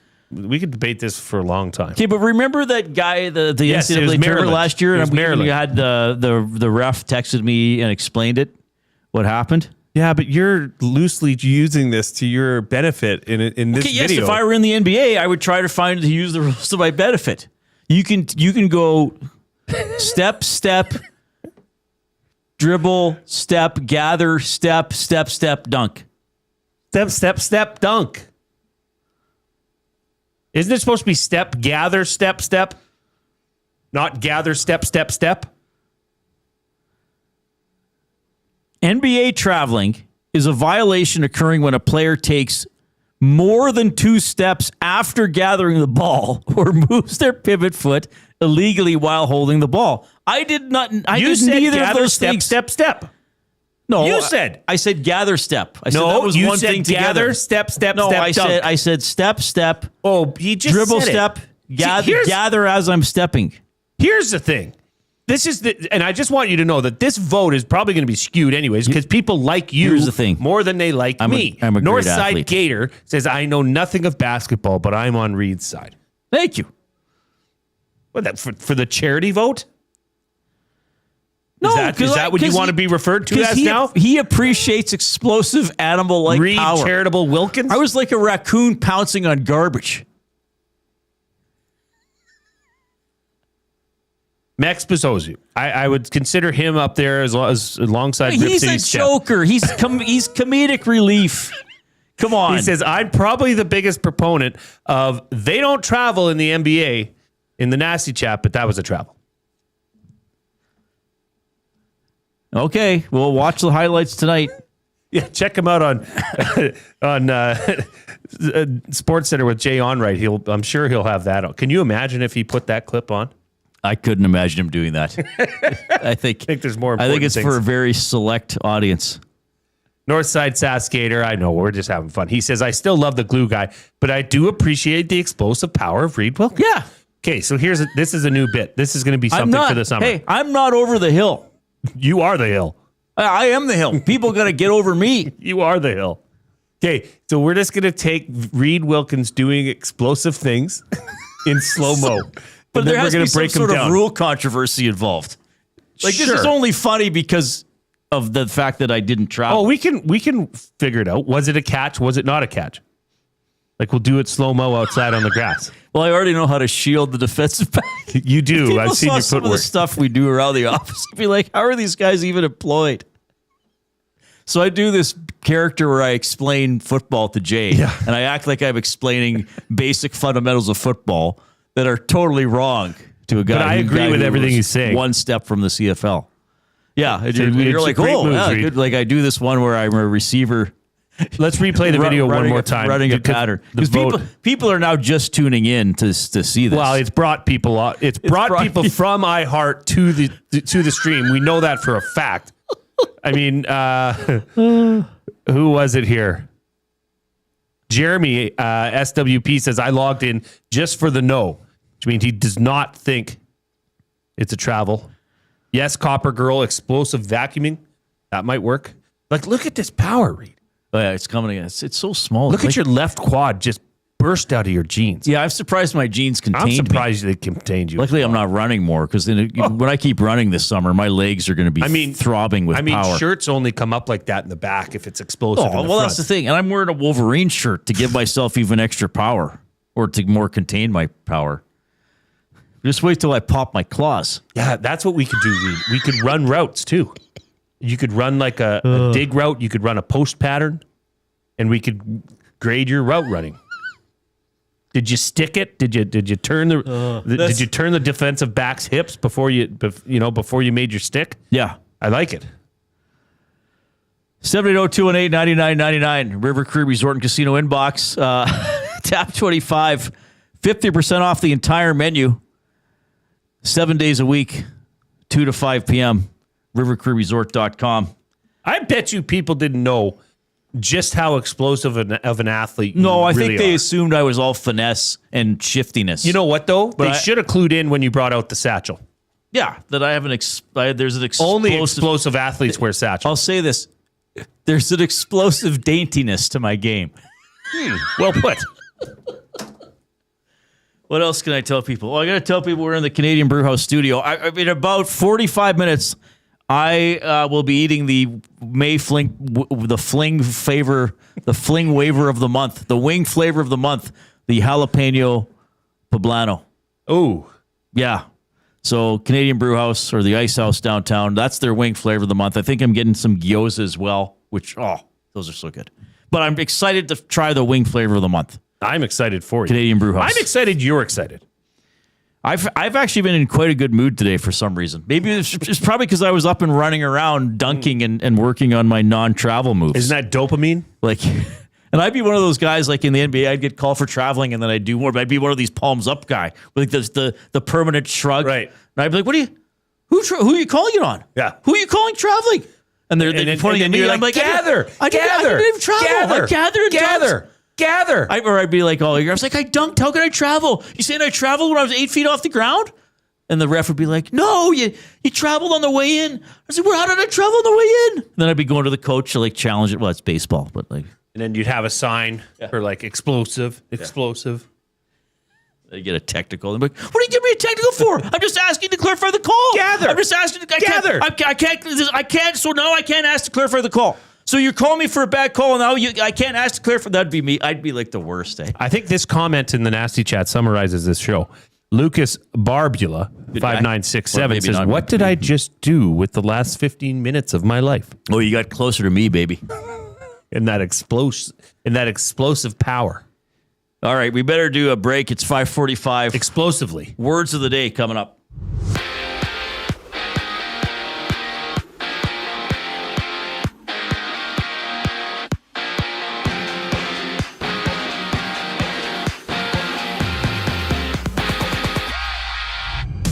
The Oil Kings selected 8 players at the WHL Prospects Draft, their highest pick coming in the second round, 40th overall, selecting forward Braden Dean from the Shattuck St. Mary Sabres U14 AAA squad. Meanwhile, Oilers prospect Ike Howard is off to the World Hockey Championship, joining Team USA. The tournament begins May 15th with the United States facing off against Switzerland. Just one game in the NHL. Flyers at home to the Hurricanes, looking to avoid a 3-0 deficit, needing a win tonight to make it a 2-1 trailing series for Philly. They face off at 6 o'clock, and live now, early second quarter. Pistons leading 30-22 over the Cavaliers. Detroit with a 1-0 series lead. 7:30, the Lakers and Thunder close things out. Over in the Association, Lakers looking to tie the series at 1 aside. To the majors, still some action underway. A trio of games, top of the fourth. 8-0 the Athletics over the Phillies, and 3-2. Marlins taking the lead, holding the lead against the Orioles midway through the fourth. This sports update is brought to you by Paramount Flooring. From custom homes to small renovations, Edmonton's top builders and contractors rely on Paramount Flooring. Their in-house team handles everything from selections to completion, keeping projects on track and on time. Visit their showroom, open 7 days a week, or find them at ParamountFlooring.ca. The final segment of the Reid Wilkins Show up next here on Edmonton Sports Talk. I'm Zachary Kubish, keeping you up to date. EST Afternoons. Everybody starts throwing out the Sebastian Cossa. So the answer to the goaltending problem with the Edmonton Oilers in the biggest year of this franchise history, 2 years left of Connor McDavid, is to roll Tristan Jarry with Sebastian Cossa, who has 1 game of NHL experience. That's what you're going to go to Connor McDavid and Leon Draisaitl and say, hey, we got the solution. EST Afternoons, weekday afternoons 1 to 3, only on Edmonton Sports Talk, your clear choice for Edmonton sports.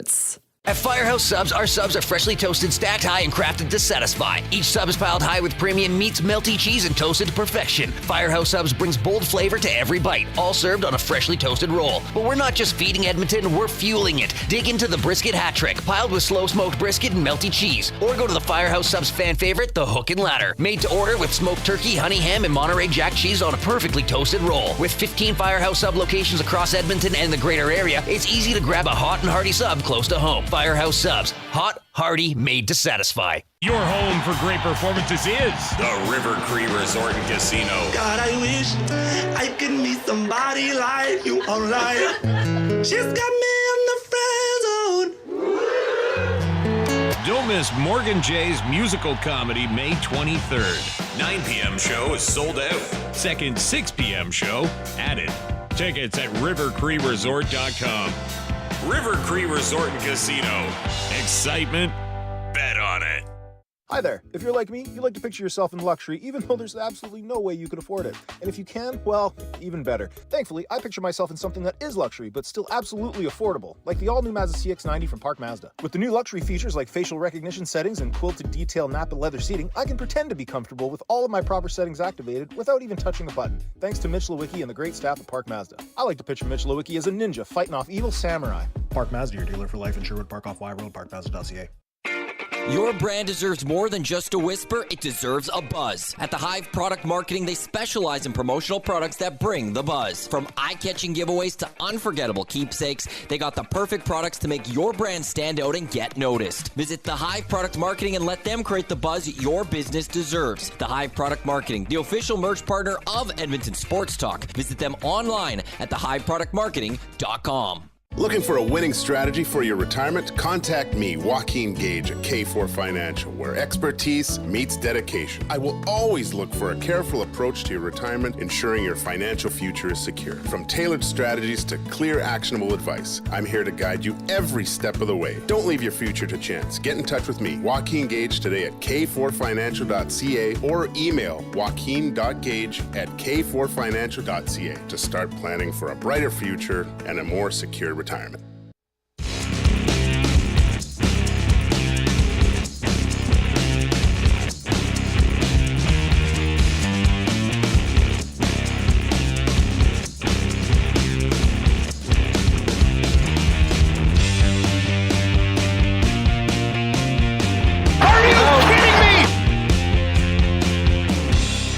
Oh, what a day. What a day indeed. Portions of this hour are presented by Lamley's, built for the job, made with quality craftsmanship and designed for job protection with cowboy-worthy durability. Lamley's workwear combines safety with all-day comfort, featuring brands like Ariat Work and Wrangler rigs, designed to withstand tough conditions and deliver performance across every job site, even if you're dunking at work. Visit lamleys.com/work and see how Lamley's can make your workday better. LAMMLES. Tomorrow on the show, Mark Killam will have our Past the Pantry Athlete of the Week. Mark Majot is going to join us as well, and hopefully we might bring you a smile or two. We need one thumb to get to 100 thumbs for the show. We were hot and heavy early, and then the clicking just wasn't happening. So hopefully we get somebody who hasn't thumbed the show will give us a thumbs up before we go in about 4 minutes. It's Words of the Day for the Edmonton Public Library. Your free EPL card can do more than you might expect. You got books, movies, video games, digital resources, creative spaces, learning opportunities. There's something for everyone across Edmonton. Sign up online at epl.ca/sign up or visit one of EPL's 21 locations and get started today. The word of the day with Reid and Jay. Oh, I'm sorry. Did I break your concentration? What do they got to say? Say what again? Say what again? I dare you. Let's find out. English, do you speak it? Then you know what I'm saying. First word of the day, scrupulous. By the way, scrupulous. This is an adjective. SCRUPULOUS. And I think this is someone who adheres to rules or has strong moral convictions.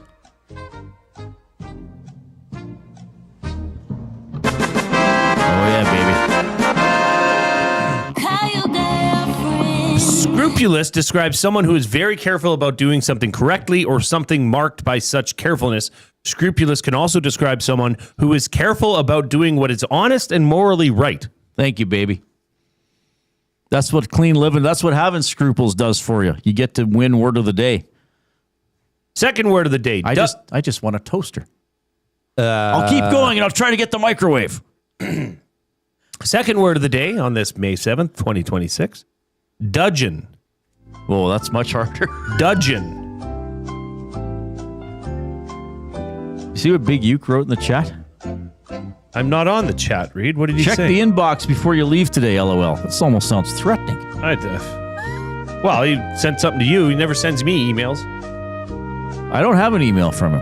DUDJEON. Oh, he meant like the River Cree Resort Casino inbox. DUDJEON. Oh, jeepers.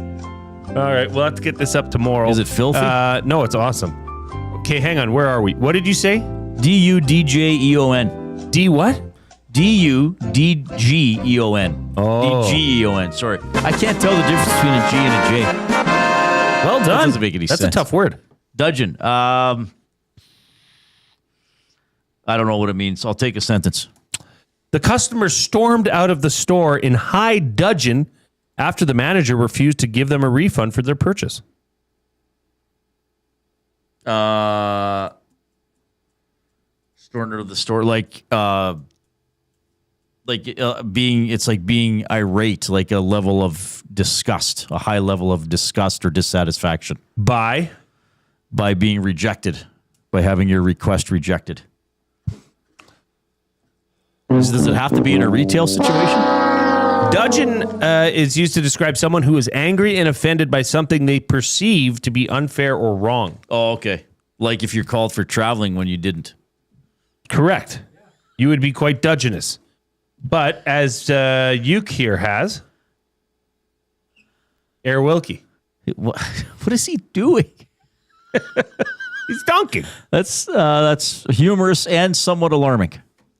Thank you, Uke. So he has sent in. Did he? How's my name spelled? It is spelled Ryan. Did you do that on purpose, Uke? I think he did it on purpose. Dunking. We'll have to get this on the show tomorrow. All right. Well done, Uke. Okay, we got to go. Had a blast bringing you the show today. A lot of good discussion. Tomorrow, Mark Killam at 4 o'clock. Remember that. On behalf of Zachary Kubish and Jason Milne, I'm Reid Wilkins. Enjoy your evening.